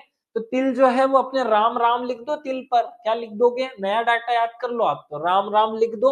मैं ये नहीं कह रहा हूँ कि पुराना काम का नहीं, एग्जामिनर हमेशा पुराना पूछता है और मैं पूरी जिम्मेदारी के साथ ये डाटा पढ़ा रहा हूँ। ऐसा नहीं बोलूंगा आखिरी में कि कुछ भी आ जाए तो मेरी जिम्मेदारी नहीं, भैया मेरी जिम्मेदारी है, मैं पढ़ा रहा हूँ ना, मेरे से ही तो पढ़ रहे हो आप, किसके भरोसे ये चीजें पढ़ रहे हो, मेरे भरोसे। चलो आगे बढ़ो। सूरजमुखी, सूरजमुखी कभी भी पुराना आ जाए अभी का नया आ जाए, सब में लगाना है कर्नाटक, हरियाणा, ओडिशा, है ना, कर्नाटक, हरियाणा और उड़ीसा। तो कहर में अंधे जो है, सूरज जो है वो जब कहर ढाता है तो सब अंधे हो जाते हैं। तो देखो सूरज ने जब कहर ढाया, कहर ढाया, तो कहर से सब अंधे हो गए, क्या हो गए, कहर से सब अंधे। तो क से कर्नाटक हो गया, हर से हरियाणा हो गया, और अंधे से आंध्र प्रदेश, सॉरी उड़ीसा हो गया। तो कहर में सब अंधे से आंध्र प्रदेश नहीं करना, उड़ीसा करना, बस ये याद हो जाएगा। कहर, जब सूरज ने कहर ढाया, सूरज की रोशनी बहुत तेज पड़ने लगी, तो उस कहर से सब अंधे हो गए। ये आसानी से याद हो जाएगा आपको। चलो और आगे बढ़ते हैं। गन्ना, गन्ना जो है वो सेम है, उत्तर प्रदेश, महाराष्ट्र, कर्नाटक, कोई चेंज है ही नहीं, पुराना हो नया हो सारे डाटे में गन्ना जो है। गन्ना यूपी का है, फिर महाराष्ट्र है, महाराष्ट्र, और फिर तीसरे नंबर पर कर्नाटक। ये आसानी से याद रहता है भैया। देखो ऐसा हमारा भारत का नक्शा बना है, और यूपी, महाराष्ट्र और कर्नाटक ऐसे तीन राज्य एक साथ आ जाएंगे। गन्ना इतना लंबा चल गया यहाँ से, ठीक है। चलो चलो आगे बढ़ो, कपास पे आ जाओ। कपास में भी सेम टू सेम रहेगा, कभी चेंज नहीं होता। पुराना आंकड़ा नया आंकड़ा सब सेम है। 24-25 पूछ ले या 23-24 पूछ ले, आपको सेम आंकड़ा आंसर करना है। केवल 2-3 जगह पे चेंज है, डरना मत। 2-3 जगह पे चेंज आता है। चावल में चेंज आता है, चावल में तेलंगाना आ जाता है उत्तर प्रदेश के पहले, बस इतना ही है वहां। तो कपास में हमेशा जो है, कपास से रात में हमारे तेल लगाया है ना। कपास से देखो, जब भी आपको सर्दी हो जाती है तो आपको अपने तलवों पर, हाथों में, सब जगह तेल लगाना चाहिए कपास से। तो कपास से रात में महारे तेल लगाया है ना। तो देखो कपास में रात में से गुजरात, महारे से महाराष्ट्र, और तेल लगाया तो तेलंगाना, याद हो जाएगा। कपास से रात में महारे तेल लगाया, रात में महारे तेल लगा दिया, ठीक है। तो रात में हमारे तेल लगा दिया, ये अपना कोडिंग था, आपको आसानी से याद हो जाएगा। चलो आगे बढ़ते हैं, नेक्स्ट पॉइंट पे आते हैं। झूठ, झूठ कौन बोलता है? अपने बाबा जो है वो झूठ बोलते हैं, बाबा, BBA, है ना। तो बिहार, बंगाल, बिहार और आंध्र प्रदेश, सॉरी बिहार, बंगाल और असम, ऐसे याद रखना है। बिहार, सॉरी बंगाल, बिहार और असम, ये झूठ बोलने वाले राज्य हैं। बंगाल, बिहार और असम, इससे ये याद हो जाए, ये बाबा जो है अपने याद रह जाए, ठीक है। आगे बढ़ो। चाय, चाय हमेशा वही रहेगी, असम सबसे पहले, पश्चिम बंगाल और तमिलनाडु, है ना। तो कैसे याद किए? ऐसे बंगले में मिल जहां चाय पी सके, तो कैसे याद करो? ऐसे बंगले में, ये ऐसे से हो गया असम, बंगले में मिल मतलब कि बंगाल, और मिल मतलब कि तमिलनाडु। तो ऐसे, ऐसे बंगले में मिल, ऐसे बंगले में मिल जहां चाय पी सके, तो चाय के राज्य हो गए ऐसा, बंगला और मिल। ऐसा मतलब असम, बंगाल और तमिलनाडु, ये याद रहे आपको आसानी से। आगे कॉफी, कॉफी तो आपको मैप में याद करनी चाहिए। देखो कॉफी कहाँ है? ये कर्नाटक, फिर केरल और फिर तमिलनाडु। कर्नाटक, केरल, तमिलनाडु, ये कॉफी का एक कप बना दिया हमने। मैंने पिछली बार भी यही बताया था, कॉफी का कप बना दो। तो कॉफी कर्नाटक, केरल, तमिलनाडु, है ना। कॉफी जो है कट कट करके पीनी चाहिए, तो कट कट करके पीनी चाहिए, केरल, कर्नाटक और तमिलनाडु, सॉरी कर्नाटक, केरल और तमिलनाडु, याद हो जाएगा। कट कट कट के कॉफी पी, है ना, ठीक है। आगे बढ़ो। तंबाकू, गुजरात, आंध्र प्रदेश और कर्नाटक, सारे आंकड़े परफेक्ट है भैया, टेंशन मत लेना। मैं जो पढ़ा रहा हूँ गारंटी के साथ पढ़ा रहा हूँ, इनमें हिलने डुलने की जरूरत नहीं है ना। आगे बस ये खाद्यान्न, कुल खाद्यान्न याद कर लो। कुल खाद्यान्न उत्तर प्रदेश, मध्य प्रदेश और पंजाब है। तो कुल खाद्यान्न यूपी वाले सबसे ज्यादा खाएंगे, फिर MP वाले खाएंगे, और फिर पंजाब वाले खाएंगे। और गेहूं उत्पादन में भी क्रम यही रहता है। तो गेहूं और खाद्यान्न एक जैसे हैं। अगला तुवर दाल याद करने की जरूरत नहीं है। अगले वाले पे जाओ, चना भी याद करो, चना कर लेते हैं। चलो, चने में मध्य प्रदेश प्रथम है ना। चना जो है म और रा, तो देखो चना जो है वो क्या है? चने खा करके मक्कार हो जाता है आदमी, चने खा करके कैसा हो जाता है? मक्कार हो जाता है, ठीक है। याद करा, चने खाकर मक्कार हो गया, याद रखो। चने से मक्कार हो गया, तो म से मध्य प्रदेश हो जाएगा, मध्य प्रदेश, महाराष्ट्र, और र से राजस्थान, मक्कार, याद रखना। चना मध्य प्रदेश, महाराष्ट्र और राजस्थान में पैदा होता है। आगे इस फसलों की डीप में चलते हैं और फिर हरित क्रांति पढ़ते हैं, वो बहुत महत्वपूर्ण हिस्सा है। देखो फसलों को हमारे यहाँ दो आधार पर बांटा जाता है। उपभोग के आधार पर फसलों को बांटते हैं, खाद्यान्न फसल और नकदी फसल। तो ये फसल उपभोग के उद्देश्य से उगाई जाती है, जैसे चावल, गेहूं, बाजरा, मक्का। तो उपभोग फसल या खाद्यान्न फसल किसे कहते हैं? ऐसी फसलें जो केवल खाने के उद्देश्य से, कि मैं अपने खेत में उगाऊं और मैं खा लूं, वो खाद्यान्न फसल कहलाएगी। तो खाद्यान्न फसलें होती हैं, और एक होती है नगदी फसलें। ऐसी फसलें जो मैं अपने खेत में उगाऊंगा लेकिन मैं यूज नहीं कर सकता, उनको बेचूंगा, तो वो होती है ये फसलें लाभ कमाने के उद्देश्य से बाजार में बेचने के लिए उगाई जाती है, जैसे गन्ना, जैसे कपास, जैसे चाय, जैसे कॉफी, जैसे तंबाकू, जैसे तिलहन। अब तिलहन उगा लिए अपन ने खेत में, कुंटल कुंटल भरे, तो क्या खुद खा लोगे क्या? तंबाकू उगा लिए तो क्या खुद खा लोगे क्या? नहीं खा सकते। तो ये होती है दो प्रकार की फसलें, किसके आधार पर? उपभोग के आधार पर। हमारी ऋतुओं के आधार पर फसलें तीन प्रकार की होती हैं, रबी की फसल, खरीफ की फसल और जायद की फसल। देखो रबी की फसल कौन सी होती है? रबी मतलब अब इस रबी को रटने के लिए रवि कर लो आप, रवि। तो जब हमें रवि को खेत में भेजना पड़े और उससे पाणत करवानी पड़े, उससे पानी खेत में छुड़वाना पड़े, सिंचाई करवानी पड़े, तो वो होती है रबी की फसल। तो जब ठंड आती है ना तो खेत पे जाकर बुआई करनी पड़ती है, तो बुआई नवंबर दिसंबर में होती है। 3 महीने का टाइम ले लेना काटने में, तो मार्च अप्रैल में इनको काट लेंगे। हर फसल 3 महीने छोड़ करके चौथे महीने में काटी जाती है, रटने की कोई जरूरत नहीं है। उदाहरण है गेहूं, जौ, चना, सरसों। देखो इनको कोड बना करके रटना मत, मध्य प्रदेश सब किसानों की औलादों का है, पूरा मध्य प्रदेश किसान रहते हैं यहाँ। इसको भी अगर कोडिंग से हम रटने पड़े तो फिर हमारा कल्याण हो गया है, समझो, कल्याण भवस्तु हो जाना पड़ेगा। इसको कोडिंग से मत रटना बेटा। ऐसी फसलें जिनको जहां जाकर खेत में जाकर हमें सिंचाई करनी पड़ती है, वे सब रबी की फसलें कहलाती है। बस इतना हमें याद रखना है, रबी की फसलों में खेत में जाकर सिंचाई करनी पड़ती है। खरीफ की फसल वो होती है जिनमें खुद पानी ऊपर आसमान से बरसता है, वो खरीफ की फसलें होती है। तो खरीफ की फसलें जो है वो खराब हो जाने वाली होती हैं, तो जून में हमारे यहाँ पानी आता है तो जून जुलाई में बोई जाएंगी और सितंबर अक्टूबर में काटी जाएंगी, जैसे धान, जैसे ज्वार, जैसे बाजरा। धान, ज्वार, बाजरा, सोयाबीन, मूंगफली, कपास, अरहर, ये सब फसलें ऐसी हैं जिनमें बहुत पानी चाहिए होता है, आप नहीं डाल सकते इनमें पानी। तो गेहूं, चावल, जो जो चीजें होती है, गेहूं हो गया, देखो हमने गेहूं खा लिया रोटी बनाकर, चावल साथ में खा लिया, और दाल खा लो। तो दाल किस चीज की खाएंगे हम? चने की दाल खाएंगे और जौ की दाल खाएंगे। तो ये जो चीजें हैं सब्जी रोटी में बनाने वाली, वो सब रबी की फसल में आ जाती है।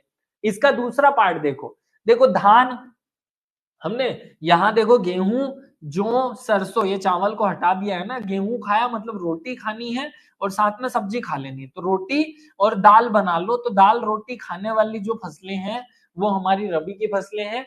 जबकि एक्स्ट्रा जो चीजें ली जाएंगी, जैसे चावल हमने एक्स्ट्रा ले लिए, तो चावल, फिर ज्वार, फिर बाजरा, धान, ज्वार, बाजरा, सोयाबीन, मूंगफली, कपास, ये सब जो फसलें हैं वो सब खरीफ की खराब होने वाली फसलें हैं, पानी में खराब हो जाती है, इसलिए पानी गिरता है इस समय, बरसात के समय बोई जाती है। जायद की फसलें वैसी होती है जो इन दोनों के बीच में कुछ किसान पैदा करते हैं, इसमें सारी तरबूज, खरबूज, ककड़ी, खीरा, सब्जियां सब आती है। तो ये याद करने की जरूरत नहीं है, रबी और खरीफ में ही हम कंफ्यूज हो सकते हैं बहुत। देखो हम सब लोग किसान के बेटे, मैं भी किसान का बेटा हूँ, हमें ये रबी खरीफ याद करना पड़ेगा क्या? तो थोड़ा सा दिमाग पे कंसंट्रेशन ला लेना कि भाई जिन फसलों में हमें खेत पे जाकर सिंचाई करनी पड़ती है वे सब रबी की फसल होती है, और जे फसलें जो बरसात के पानी में पैदा होती है वे सब फसलें क्या होती है? खरीफ की फसलें होती है। लॉजिक यूज करना तो याद हो जाएगा। एक टॉपिक है खाद्य सुरक्षा। सभी लोगों को हर समय पर्याप्त, सुरक्षित और पौष्टिक भोजन तक शारीरिक और आर्थिक पहुंच खाद्य सुरक्षा कहलाती है। भाई खाद्य सुरक्षा की परिभाषा क्या होगी? मैं यहाँ बहुत शॉर्टकट में पढ़ाने वाला हूँ आपको, है ना। खाद्य सुरक्षा की डेफिनेशन क्या होती है भाई? कि सभी लोगों तक पर्याप्त, सुरक्षित और पौष्टिक भोजन उपलब्ध कराना हर समय, वो क्या कहलाता है? खाद्य सुरक्षा कहलाता है। भारत में खाद्य सुरक्षा का वर्तमान ढांचा जो है वो हमें याद करना है। पहला है हमें एफसीआई याद करना है। एफसीआई माने फूड कॉर्पोरेशन ऑफ इंडिया, इसकी स्थापना 1965 में हुई थी। देखो जब भारत में अकाल पड़ने लगा तो हमने खाने को सुरक्षित रखने के लिए खाद्य सुरक्षा निगम या भारतीय खाद्य निगम की स्थापना की, जिसका इंग्लिश में नाम पड़ा food corporation of India. Bharat में आपको याद हो 1965 में अकाल पड़ा था, याद रखना, उससे याद रह जाएगा। 14 जनवरी 1965 को एफसीआई की स्थापना हुई। इसका मुख्यालय नई दिल्ली में है। इसका नोडल मंत्रालय होता है उपभोक्ता मामलों का मंत्रालय, और ये जो है खाद्य सुरक्षा के मामले में काम करता है। अगले साल, एक साल बाद 1966 से 1966 से इसने अगले साल से हमें न्यूनतम समर्थन मूल्य माने क्या होता है, मिनिमम सपोर्ट प्राइस। क्या होता है, मिनिमम सपोर्ट प्राइस, एमएसपी देना शुरू किया। तो मिनिमम सपोर्ट प्राइस का कॉन्सेप्ट कब आया, तो जब एफसीआई की स्थापना हुई उसके 1 साल बाद से आया। याद रख लेना, एमएसपी वहां गारंटीकृत राशि है जो किसानों को तब दी जाती है जब सरकार उनकी फसल खरीदती है। एमएसपी कृषि लागत और मूल्य आयोग द्वारा, जिसका नाम है सीएसीपी, क्या नाम है, सीएसीपी, हिंदी में कहो तो कृषि मूल्य और लागत आयोग, कृषि लागत और मूल्य आयोग, कृषि का लागत और उसका मूल्य निकालने वाला आयोग। ये बना 1965 में, जब हमारा एफसीआई बना। दोनों साथ साथ में बने थे, ये दोनों एक ही दिन बनाए गए थे, 14 जनवरी 1965 को। तो अपने दिमाग में 3 तो तारीखें याद हो गई, एफसीआई की स्थापना, एमएसपी की शुरुआत और सीएसीपी की शुरुआत, तीनों 1965-66 में हुई है, बड़ा आसानी से याद रहे। अगले वाले बात है ग्लोबल हंगर इंडेक्स 2024। ये क्या है भैया, भारत इसमें 105वां स्थान है। तो भारत में कितने, हंगर मतलब होता है भूखा, हंगर मतलब होता है भूख। तो जब हमें भूख लगती है तो हम 5-10 रुपए में अपनी भूख मिटा लेते हैं। तो देखो ये 5-10 रुपए में अपनी भूख मिटा लेते हैं भारतीय अपनी 5-10 रुपए में ही भूख मिटा लेते हैं। तो 105वां, ये 5 पहले लिख दो, देखो 5 और ये 10, ये ऐसे कर लो तो ये याद हो जाएगा कि ग्लोबल हंगर इंडेक्स में भारत का कौन सा स्थान है, 105वां स्थान है।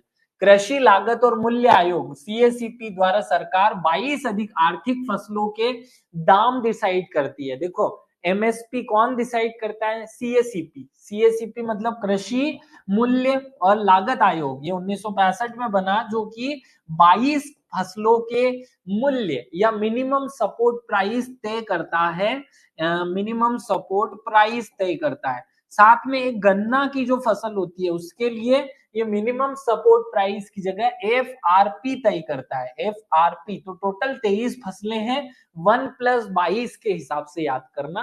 टोटल फसलें पूछे तो 23 आंसर होगा, और 22 टोटल फसलें पूछ ले, केवल फसलें पूछ ले तो 22 आंसर होगा। सार्वजनिक वितरण प्रणाली पीडीएस आपको याद ही है क्या होता है। देखो मैं जल्दी इसलिए कर रहा हूं क्योंकि बहुत लंबा लेक्चर हो गया है, फिर मेरी नाक में दम होने लगा है, तो ये लेक्चर अधूरा ना छूट जाए, इसलिए मैं इसे पूरा करना चाहता हूं।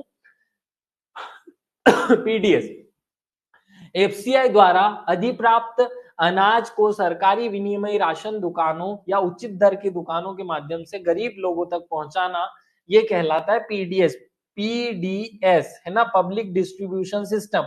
लोगों तक सरकार द्वारा 1 रुपए किलो, 2 रुपए किलो में चावल गेहूं की आपूर्ति। तो 4 चीजें की जाती है, याद रखना, गेहूं, चावल, चीनी, ये 3 होती है, और केरोसिन होता था चौथा, वो बंद कर दिया गया है। तो याद रखना 4 चीजें बेचते थे इन उचित मूल्य की दुकान से, गेहूं, चावल, चीनी और केरोसिन। लेकिन जब से हमने उज्ज्वला योजना लाई है, केरोसिन को बंद कर दिया गया। तो ये 3 चीजें अब वर्तमान में बेची जाती है, गेहूं, चावल और वैसे नमक भी बेचा जाता है। तो आपको याद रखना है 1 रुपए किलो में वो नमक की थैली देते हैं। बफर स्टॉक क्या होता है, एफसीआई की मुख्य उत्तरदायित्व है कि वहां एमएसपी पर खाद्यान्न की खरीदी करे और गोदामों में संग्रहित करे। आवश्यकता अनुसार राज्यों को आपूर्ति की जाए, और जो आपूर्ति करने के लिए हम स्टॉक बनाकर रखते हैं वही बफर स्टॉक कहलाता है। बफर स्टॉक एग्जाम में नहीं आएगा, लेकिन हमें याद होना चाहिए बफर स्टॉक क्या होता है। किसी भी देश की सरकार अपने देश में खाद्यान्न का जो भंडारण इकट्ठा करके रखती है उसे बफर स्टॉक कहा जाता है। अगला है खाद्य सुरक्षा अधिनियम 2013। देखो मैं शॉर्टकट में 2-2 लाइन में चीजें पढ़ा रहा हूँ, ऐसी ये है नहीं, ये बहुत लंबी लंबी चौड़ी चौड़ी है, मैं उसमें से खास खास चीजें आपको दे रहा हूँ, है ना। तो जो है खाद्य सुरक्षा अधिनियम कब आया, 2013 में, जब कांग्रेस की सरकार अपनी जाते एक कानून पारित करके गई थी, जिसे हम कहते हैं खाद्य सुरक्षा अधिनियम, हर व्यक्ति को खाद्य की सुरक्षा देने का कानून। ठीक है, कब आया ये, 10 सितंबर 2013 को। कब आया, 10 सितंबर 2013 को। लागू कब हुआ, 5 जुलाई 2013 को, भूतलक्षी प्रभाव से। मतलब आया सितंबर में, लागू पहले ही हो गया, क्योंकि चुनाव में इनको परिणाम चाहिए था ना, इसलिए ऐसा होता है, राजनीतिक लाभ उठाने के लिए। उद्देश्य लोगों को वहनीय मूल्य पर अच्छे गुणवत्तापूर्ण खाद्यान्न की पूर्ति करते उपलब्ध कराते हुए खाद्य सुरक्षा प्रदान करना। याद रखने भारत की 2/3 जनसंख्या मतलब कि 66% जनसंख्या को खाद्य की सुरक्षा देता है, खाद्य की सुरक्षा की गारंटी देता है कि अगर खाना नहीं मिलेगा तो बदले में हम पैसे देंगे। ठीक है, 75% ग्रामीण परिवारों को और 50% शहरी परिवारों को ये कवर करता है। टोटल 66% को कवर कर लेता है, याद रखना, टोटल भारत की आबादी का 66%। गांव में देखोगे तो 75% और शहर में देखोगे तो 50% जनसंख्या को ये कवर करता है। मतलब इतने को तो सरकार 1 रुपए किलो पर मोटे अनाज, 2 रुपए किलो पर गेहूं और 3 किलो रुपए किलो पर चने चावल उपलब्ध कराती है इस योजना के तहत, याद रखना। और आगे बढ़ते हैं, ये है एक संगठन फसाई, FSSAI, food safety and standard authority of India. क्या फुल फॉर्म है? Food safety and standard authority of India. ये कब बना? 2008 में बना। कब बना? तो फूड जो है वो 8 बजे तक खा लेना चाहिए, रात को 8 बजे तक सारा फूड खा लेना चाहिए। इसका मुख्यालय भी नई दिल्ली में। 5 सितंबर 2008 को ये बना। मध्य प्रदेश खाद्य आयोग कब बना? 2017 में। देखो, जब मध्य प्रदेश को खतरा हुआ तो हमने खाद्य आयोग बनाया। मध्य प्रदेश खाद्य आयोग की स्थापना हुई 21 जुलाई 2017 को। सतपुड़ा भवन भोपाल में इसका मुख्यालय है।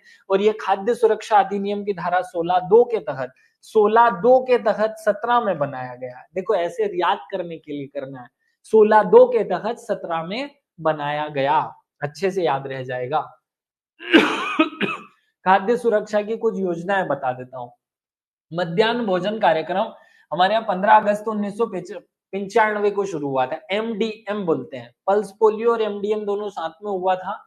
पल्स पोलियो और MDM जो है हमारा मध्याह्न भोजन कार्यक्रम, जो मिड डे मील कहते हैं ना हम जिसे, मिड डे मील मध्याह्न भोजन योजना, वो 1995 में शुरू हुई थी। PM पोषण शक्ति मिशन, मिड डे मील योजना का 2021 में नाम परिवर्तित कर दिया गया है। ये रट करके रख लेना, बहुत खास बात है। PM पोषण शक्ति मिशन किस योजना का नया नाम है? तो मिड डे मील योजना का नया नाम है PM पोषण शक्ति। क्या नाम है? PM पोषण शक्ति मिशन। अगला, अंत्योदय अन्न योजना, ये कब आई? 2000 में आई। अंत्योदय, अंतिम आखिरी आदमी को खड़े हुए को अन्न देने की योजना 25 सितंबर 2000 को आई थी। One pension one ration card योजना, ये 9 अगस्त 2019 को आई थी। कब आई थी? One nation one ration card, एक राशन कार्ड इस राज्य में बनाया, अगले राज्य में आपको राशन मिले, वो योजना आई 2019 में। प्रधानमंत्री गरीब कल्याण योजना कोविड के समय आई थी 5 अप्रैल 2020 को। नोडल मंत्रालय वित्त मंत्रालय था, खाद्य मंत्रालय मत चिपका के आ जाना, यहाँ क्वेश्चन पूछा है और लोगों ने गलत किया है। तो नोडल मंत्रालय वित्त मंत्रालय है गरीब कल्याण अन्न योजना का। ठीक है, आगे बढ़ते हैं, नेक्स्ट पॉइंट पे आते हैं, हरित क्रांति। ये क्या लोचा है भैया, बस आखिरी टॉपिक जो आपको पढ़ना है, इतना पढ़ लिया तो आपका सारा काम कंप्लीट हो जाएगा। हरित क्रांति शब्द का प्रयोग पहली बार 8 मार्च 1968 को विलियम एस गोड नाम के व्यक्ति द्वारा किया गया था। कौन था इससे फर्क नहीं पड़ता, नाम रट करके रखना है, याद रखना। विलियम एस गोड ने पहली बार हरित क्रांति शब्द का प्रयोग किया। विश्व में हरित क्रांति के जनक माने जाते हैं नॉर्मन बोरलॉग। क्यों नाम है? Norman Borlaug. और भारत में हरित क्रांति के जनक माने जाते हैं MS स्वामीनाथन। मैं बहुत बकवास किए बिना सीधे सीधे फैक्ट बता रहा हूँ, यूं मत सोच लेना कि जल्दी कर रहा हूँ। मुझे ये इसलिए जल्दी करना है क्योंकि 4 घंटे तो हो गए इस यूनिट में, इससे ज्यादा खींचेंगे तो फिर आप लोग त्रस्त हो जाओगे, इसलिए फटाफट बता रहा हूँ। तो भारत में हरित क्रांति के जनक हैं MS स्वामीनाथन, विश्व में हरित क्रांति के जनक है नॉर्मन बोरलॉग, और इस शब्द को दिया था विलियम एस गोड ने 8 मार्च 1968 को, याद हो जाएगा। हरित क्रांति 1960 के दशक, अब दशक बोल रहे हैं मतलब 60 में नहीं, 60 से 63 के मध्य शुरू हुई थी। कहां? विश्व में। इसमें प्रौद्योगिकी के अनुप्रयोग द्वारा उच्च उपज वाले बीज, हाई जो उत्पादन, अत्यधिक उत्पादन देने वाले बीज है उनका, और मशीनीकृत कृषि उपकरणों का प्रयोग करके उत्पादन में वृद्धि का प्रयास किया गया। क्रांति किसे कहते हैं? शब्द पर आओ। देखो, क्रांति शब्द होता है जब एकदम से अचानक बहुत ज्यादा परिवर्तन आ जाए, कुछ चीज ऐसी चल रही है एकदम से उल्टी हो जाए या एकदम से बदलाव आ जाए, तो वहां क्रांति शब्द उपयोग होता है। तो जब हमारा खाद्यान्न जो पैदा होता था वो एकदम से बहुत सारा पैदा कर लिया हमने, तो उसे हमने कहा खाद्यान्न क्रांति या हरित क्रांति। इसको याद रख लेना है ना। तो हमने जब अच्छी किस्मों के बीजों का प्रयोग के साथ साथ बहुत सारी मशीनों से खेती करना एकदम से शुरू किया, तो हमारे देश में खाद्यान्न में एकदम से अचानक वृद्धि हुई। इसको हमने कहा खाद्यान्न क्रांति। इसका जो प्रमुख लाभान्वित फसलें थी वो गेहूं और चावल थी। याद रखना कौन से क्षेत्र थे, गेहूं और चावल के उत्पादन वाले क्षेत्रों को इससे सबसे ज्यादा फायदा हुआ। आगे बढ़ते हैं। इसकी आवश्यकता क्यों महसूस की गई थी, क्योंकि बहुत जोर से तीव्र जनसंख्या वृद्धि हो रही थी। 1960 के दशक में खाद्य संकट और अकाल पड़ रहे थे भारत में। 62 में चीन युद्ध हुआ था, तो उससे हमारी विश्व में स्थिति जो है धूमिल हो गई थी। भारत पाकिस्तान युद्ध हुआ, उससे भी हमें संकट मिला। 1965 में मानसून की विफलता से हमारे यहाँ अकाल पड़ गया। हरित क्रांति की हरित क्रांति जो है वो तीसरी पंचवर्षीय योजना में लाई गई थी। 3-4 फैक्ट बस। किस किस फसल को फायदा मिला, गेहूं और चावल को फायदा मिला। कब लाई गई तीसरी पंचवर्षीय योजना में, कब शुरू हुई, तो 1965 के तक हमारे यहाँ बहुत गड़बड़ हो रही थी। 1967 और 68 इस साल में ये हमारे यहाँ शुरू होती है। अब आपका मन कर रहा होगा कि सर तारीख क्यों नहीं बता रहे हो, हरित क्रांति की तारीख बता दो ना। तो देखो बेटा, हरित क्रांति का मतलब है खेतों में उगाना, और खेतों में पूरे भारत में एक दिन अनाज नहीं उगाया जाता। हरियाणा में कहीं किस तारीख को बरसात होगी तो वहां खेत बोने की तारीख अलग होगी, पंजाब में अलग होगी, राजस्थान में अलग होगी, श्री गंगानगर में अलग होगी। तो अलग अलग इसलिए ये साल बोला जा रहा है 67 68 इस साल में भारत में हरित क्रांति होती है, और विश्व में हरित क्रांति होती है 1963 में। आगे बढ़ते हैं, 5 साल लगे। अब आते हैं द्वितीय हरित क्रांति। बस कुछ फैक्ट पता कर लो, थोड़े से फैक्ट याद करने हैं। द्वितीय हरित क्रांति का उद्देश्य कृषि को बदलती जलवायु और सामाजिक आर्थिक परिस्थितियों के अनुरूप अधिक अनुकूल और लचीला बनाना। अब आपका मन कर रहा होगा कि भाई हमने खाद्यान्न तो खूब सारा पैदा कर लिया, फिर द्वितीय हरित क्रांति क्यों चाहिए। देखो, अटल बिहारी वाजपेयी की जब सरकार थी 2000 के समय पे, उन्होंने एक कॉन्सेप्ट सोचा था कि जब हम हरित क्रांति लाए थे तो हमने कीटनाशकों का प्रयोग किया, खाद उर्वरकों का प्रयोग किया, जिससे हमारी मिट्टी, हमारी जलवायु सब प्रदूषित हो गया। तो क्यों ना हम एक बार क्रांति और लाएं, और ये जो कीटनाशक, ये जो उर्वरक है, इनके प्रयोग को बंद करके नया कुछ उपयोग करना शुरू करें कि खाद्यान्न तो इतना ही पैदा हो, लेकिन हमें इन सड़ी पीढ़ी चीजों का, जो मनुष्य के लिए हानिकारक है, पर्यावरण के लिए हानिकारक है, इन चीजों का उपयोग नहीं करना पड़े। इनको क्यों नहीं शुरू कर देते। तो ऐसा जो कॉन्सेप्ट था वही द्वितीय हरित क्रांति कहलाया। उर्वरक और कीटनाशकों के अत्यधिक पारंपरिक कृषि पद्धति से हटकर संपोषणीय कृषि, ये याद रखना, शब्द पर फोकस करना, को अपनाना ही द्वितीय हरित क्रांति था। स्थायी आजीविका बनाना और कृषि के सभी घटकों में समस्त विकास करना, लाभकारी स्वरोजगार के माध्यम से जनता को इस कृषि क्रांति का लाभ पहुंचाना और स्वास्थ्य पर लाभ पहुंचाना। कारण समझ में आ गया। कृषि में पर्यावरण अनुकूल साधनों को द्वितीय क्रांति के रूप में या द्वितीय हरित क्रांति के रूप में पहचाना गया है। दिमाग में ये पूरा सेट कर लो कि द्वितीय हरित क्रांति ऐसी नहीं है कि ज्यादा बीज लाओ फिर उसको चेंज करो, नहीं, वैसा वाला नहीं है ये। अब मैं आपको मुख्य उससे फैक्ट रिलेटेड बता दूं, बस फैक्ट बताऊंगा, आपको इतना ही रटना है। 1998 में सर्वप्रथम अटल बिहारी वाजपेयी ने द्वितीय हरित क्रांति का उल्लेख किया। पहली बार किस व्यक्ति ने द्वितीय हरित क्रांति का उल्लेख किया? अटल बिहारी वाजपेयी ने किया। अल नीनो लालिनो भी क्लियर कर देना। अभी तू बेटा मर जा, मैं यहाँ मरे जा रहा हूँ पढ़ा पढ़ा करके, और तू फिर भी है ना माने ही मत, है ना, क्यों रुचि का। तुम्हें लग नहीं रहा मेरी हालत नहीं बची अब पढ़ाने की, फिर भी बोल रही हो। चलो, 1998 में पहली बार अटल बिहारी वाजपेयी ने द्वितीय हरित क्रांति का प्रयोग किया। 2000 में, वर्ष 2000 में घोषित राष्ट्रीय कृषि नीति, भाई भारत की कृषि नीति कब बनाई गई थी? तो 2000 में बनाई गई थी अटल बिहारी वाजपेयी के समय। उस समय द्वितीय हरित क्रांति को शुरू करने पर फोकस किया गया। 2002 में एपीजे अब्दुल कलाम जो भारत के राष्ट्रपति बन गए थे, उन्होंने, राष्ट्रपति एपीजे अब्दुल कलाम ने द्वितीय हरित क्रांति को नए आयाम में बदलने की कोशिश की। उन्होंने जनता के सामने इस चीज को रखा कि भाई हमें द्वितीय क्रांति करनी है, द्वितीय हरित क्रांति करनी है।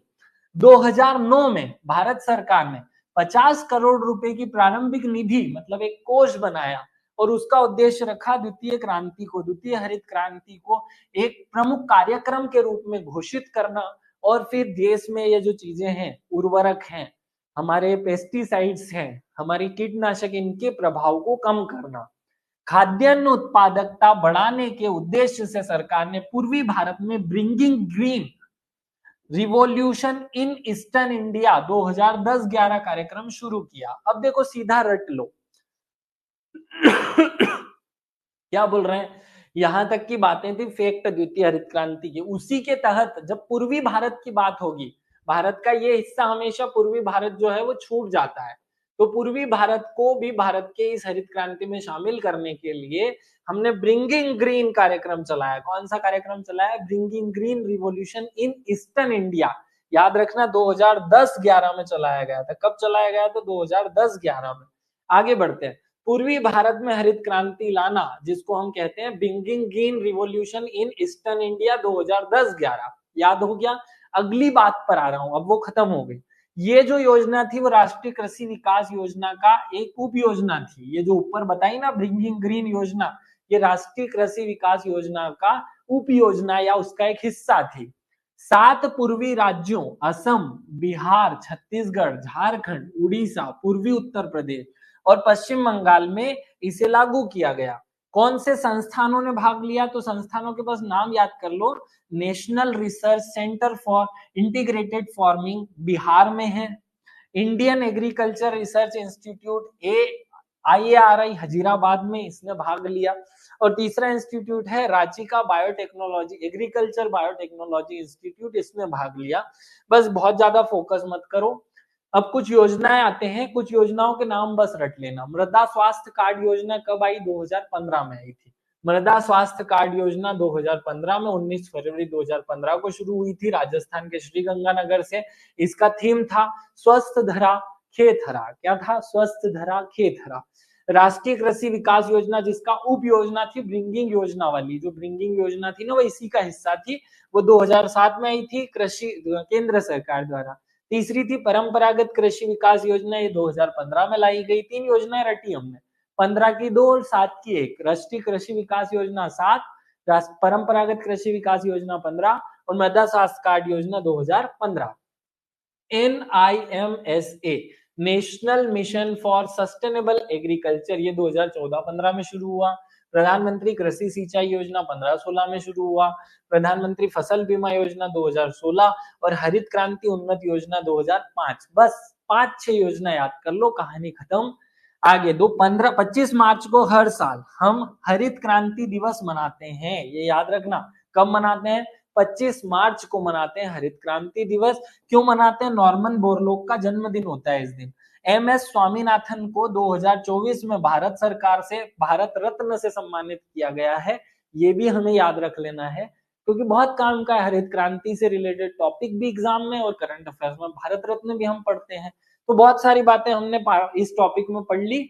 अब इस टॉपिक के जो कुछ पॉइंट्स रह गए हैं वो आप खुद कंप्लीट कर लेना भैया। जैसे कि ये जो संस्थान थे, कौन सी कंपनी किसकी मदद से हमने स्थापित की, भारत की जो वनस्पतियां हैं वो मैं पीडीएफ फॉर्मेट में आपको, भारत के जो वन है वो मैं आपको पीडीएफ फॉर्मेट में दे रहा हूँ, या आप खुद रीड आउट कर लेना भैया। आप सभी लोगों ने अच्छे से सुन करके इस टॉपिक को पढ़ा, मैं आशा करता हूँ कि सब लोगों को समझ में आया होगा। चलिए एक काम करता हूँ, वन और समझा देता हूँ मैं। वन जरा सा टॉपिक है, हम पढ़ लेते हैं। भारत में वन, देखो भारत में वन जो है वो 5 प्रकार के पाए जाते हैं। कितने प्रकार के भारत में वन पाए जाते हैं? सदाबहार वन, पर्णपाती वन, पर्वतीय वन, मरुस्थलीय वन और डेल्टाई वन। ये 5 प्रकार के वन हैं भाई भारत में। बस कौन कौन से? सदाबहार, पर्णपाती, जैसे सदाबहार मतलब सदा हरे रहने वाले, पर्णपाती मतलब कि जो पत्ते गिरा देते हैं, पर्वती मतलब जो पर्वत पर, मरुस्थली मतलब जो मरुस्थल में, और डेल्टाई मतलब जो डेल्टा में पैदा होते हैं। तो 3 प्रकार के तो स्थान के हिसाब से हो गए। डेल्टा में पैदा होने वाले डेल्टाई, मरुस्थल में पैदा होने वाले मरुस्थली और पर्वतों पर पैदा होने वाले पर्वती। उसके बाद 2 प्रकार के बचेंगे। उष्णकटिबंधीय सदाबहार मतलब जो हमेशा हरे रहते हैं वो सदाबहार वन, जो पत्ते गिराते हैं वो पर्णपाती वन। और दोनों में देखो उष्णकटिबंधीय लिखा हुआ है, क्योंकि भारत जिस ट्रॉपिकल जोन में आता है वो उष्णकटिबंधीय जोन है। क्लियर है? अब देखो उष्णकटिबंधीय के 2 प्रकार होते हैं और सदाबहार के भी 2 प्रकार होते हैं। तो सदाबहार का पहला प्रकार है उष्णकटिबंधीय आर्द्र सदाबहार वन, उष्णकटिबंधीय अर्ध आर्द्र सदाबहार वन। फिर पर्णपाती में आर्द्र पर्णपाती और शुष्क पर्णपाती। समझ गए? बड़ा सिंपल है भैया, ये 4 वैरायटी के वन अगर आपने पढ़ लिए तो आपका काम ही हो जाएगा। अब हम पर्वतीय वन की बात कर लेते हैं। पर्वतीय वन पर्वतों पर पाए जाते हैं और भारत में पर्वत हिमालय है। देखो, पर्वतीय वन, भारत के हिमालयी क्षेत्र पर पर्वतीय वनों का विस्तार है। ये यहाँ से आपको ये हरा हरा पीला पीला जो दिखाई दे रहा है, ये पर्वतीय वनों का क्षेत्र है। और यहाँ शीतोष्ण, कोणधारी और अल्पाइन, ये 3 वेराइटी के वन पाए जाते हैं उनकी ऊंचाई के हिसाब से। अगर सबसे ऊंचा हो 3000 से 4000 किलोमीटर की ऊंचाई होती है तो अल्पाइन वन होते हैं। 2000 से 3000 किलोमीटर की ऊंचाई होती है तो कोणधारी, और 1000 से 2000 मीटर की ऊंचाई होती है तो शीतोष्ण। इस 3 प्रकार के वन जो हैं वो आपको दिखेंगे। सबसे नीचे शीतोष्ण, फिर कोणधारी और अल्पाइन। तो देखो, श, क और अ, अल्पाइन, कोणधारी और शीतोष्ण, है ना। अ क श, तो इसको हम आकाश कर देते हैं। कैसे कर देते हैं? आकाश, है ना। अल्पाइन, कोणधारी और शीतोष्ण। तो अब सिंपल हो गया, 1000 से 2000, 2000 से 3000 और 3000 से 4000 की ऊंचाई पर ये वैरायटी के वन पाए जाते हैं। दिमाग में सेट हो गया होगा कॉन्सेप्ट। अब आते हैं दूसरा वाला वन, पर्वतीय वन, है ना। इसी के अंदर चल रहे हैं। ये जो पर्वतीय वन हमने 3 टाइप के पढ़े, इसमें वृक्ष होते हैं। एक होता है चीड़ का पेड़, एक होता है साल का पेड़ और एक होता है देवदार का। ये प्रमुख है। इसमें मूल वृक्ष होते हैं भोजपत्र, चीड़, स्प्रूस, देवदार, सिल्वर फर और जूनिपर, है ना। ये यहाँ पाए जाते हैं भैया, ये आसानी से याद रहे। चीड़ जो है वो क्या यूज होता है? चीड़ जो है वो तारपीन का तेल बनाने के लिए, साबुन बनाने, कॉस्मेटिक का सामान बनाने के लिए उपयोग किया जाता है। उत्तराखंड में पाया जाता है। सिल्वर फर, ये माचिस की तीली बनाने में। और देवदार जो है वो पश्चिमी हिमालय के देवदार वनों में विस्तार है इसका। और समुद्र तल से सर्वाधिक ऊंचाई पर देवदार ही पाए जाते हैं। दिमाग में एक कार्यक्रम सेट कर लो। अगले पॉइंट पे आते हैं। पर्वतीय खत्म, अब मरुस्थलीय। भाई राजस्थान में जो मरुस्थलीय वन है वहां कांटेदार वन पाए जाते हैं जिनको मरुस्थलीय वन कहते हैं। ये भाई भारत का इतना सा हिस्सा जहां मरुस्थल है, ये छोटा सा हिस्सा यहाँ का ले लो और छोटा सा हिस्सा यहाँ का ले लो। तो देखो, आंध्र प्रदेश, तेलंगाना और कर्नाटक, जहां ये 3 राज्य आपस में मिलते हैं ना, वहां पाए जाते हैं थोड़ा सा मरुस्थलीय वन। और बाकी राजस्थान, पंजाब और हरियाणा जहां मिलते हैं वहां पाए जाते हैं मरुस्थलीय वन। बस इतने याद कर लो। इसमें बबूल, खजूर, नागफनी, कैक्टस ऐसे पेड़ पाए जाते हैं। खत्म हो गया।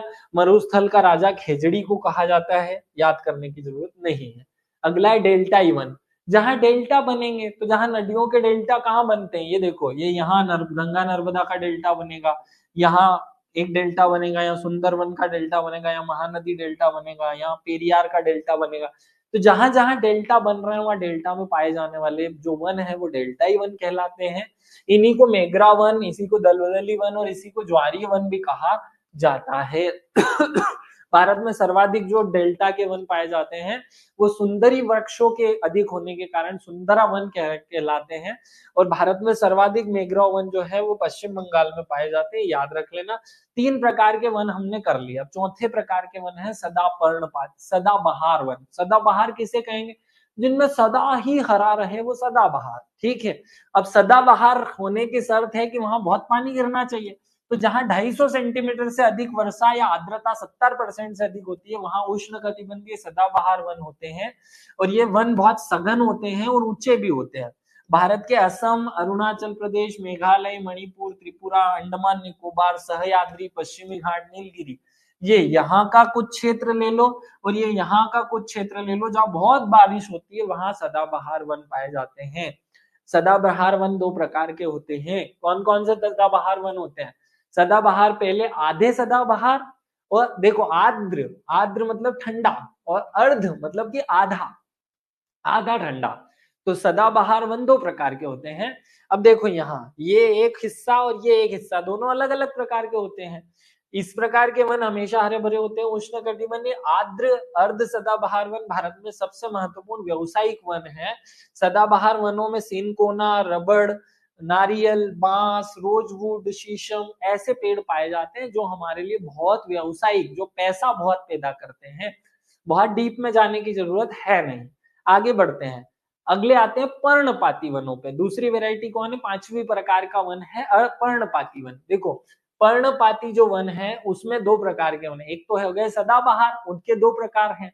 आर्द्र आर्द्र सदाबहार, अर्ध आर्द्र सदाबहार, ठीक है। अब पर्णपाती, तो पर्णप्रति के भी दो प्रकार होंगे। पर्णपाती का मतलब होता है जो पत्ते गिराते हैं, जो हमेशा अपने पत्ते गिरा देते हैं, वो पर्णपाती। अब पत्ते गिराने वाले में भी दो वेराइटी है, एक पूरे पत्ते गिरा देने वाले और एक आधे पत्ते गिरा देने वाला। तो देखो यहाँ लिखा है उष्ण कटिबंधीय आर्द्र पर्णपाती, और यह है शुष्क पर्णपाती, मतलब पत्ते गिराने के बाद सूख जाने वाले शुष्क, और पत्ते गिराने के बाद भी गीला रहने वाले आर्द्र पर्णपाती, ठीक है। तो भारत में सर्वाधिक वन कौन से पाए जाते हैं? तो भारत में उष्ण कटिबंधीय पर्णपाती वन सर्वाधिक पाए जाते हैं। रटने की जरूरत ही नहीं है, सीधे याद रह जाएगा। भारत के 19.17% भाग पर जो वनस्पति पाई जाती है, जहां 100 से 200% वर्षा होती है, वो कौन सी है? उष्ण कटिबंधीय पर्णपाती वन है, और यही हमारे लिए इंपॉर्टेंट है। इस मैप में देखो ये जो काला काला हिस्सा है ये आर्द्र पर्णपाती, और ये हिस्सा है ये शुष्क पर्णपाती। पढ़ने की जरूरत नहीं, कहानी समाप्त तो होती है यहीं पर। तो मेरा जो टॉपिक था वन वाला वो खत्म होता है। अब मैं आप सब लोगों से विदा ले रहा हूँ। मेरी तरफ से तीसरी यूनिट जो है वो समाप्त होती है। अब आप लोग इसे बार बार रिवाइज कर लेना। हम नई यूनिट के साथ मिलेंगे। Thank you. जय हिंद, जय भारत, भारत माता की जय। स्वास्थ्य ठीक नहीं तो और ज्यादा चीजें करा देता।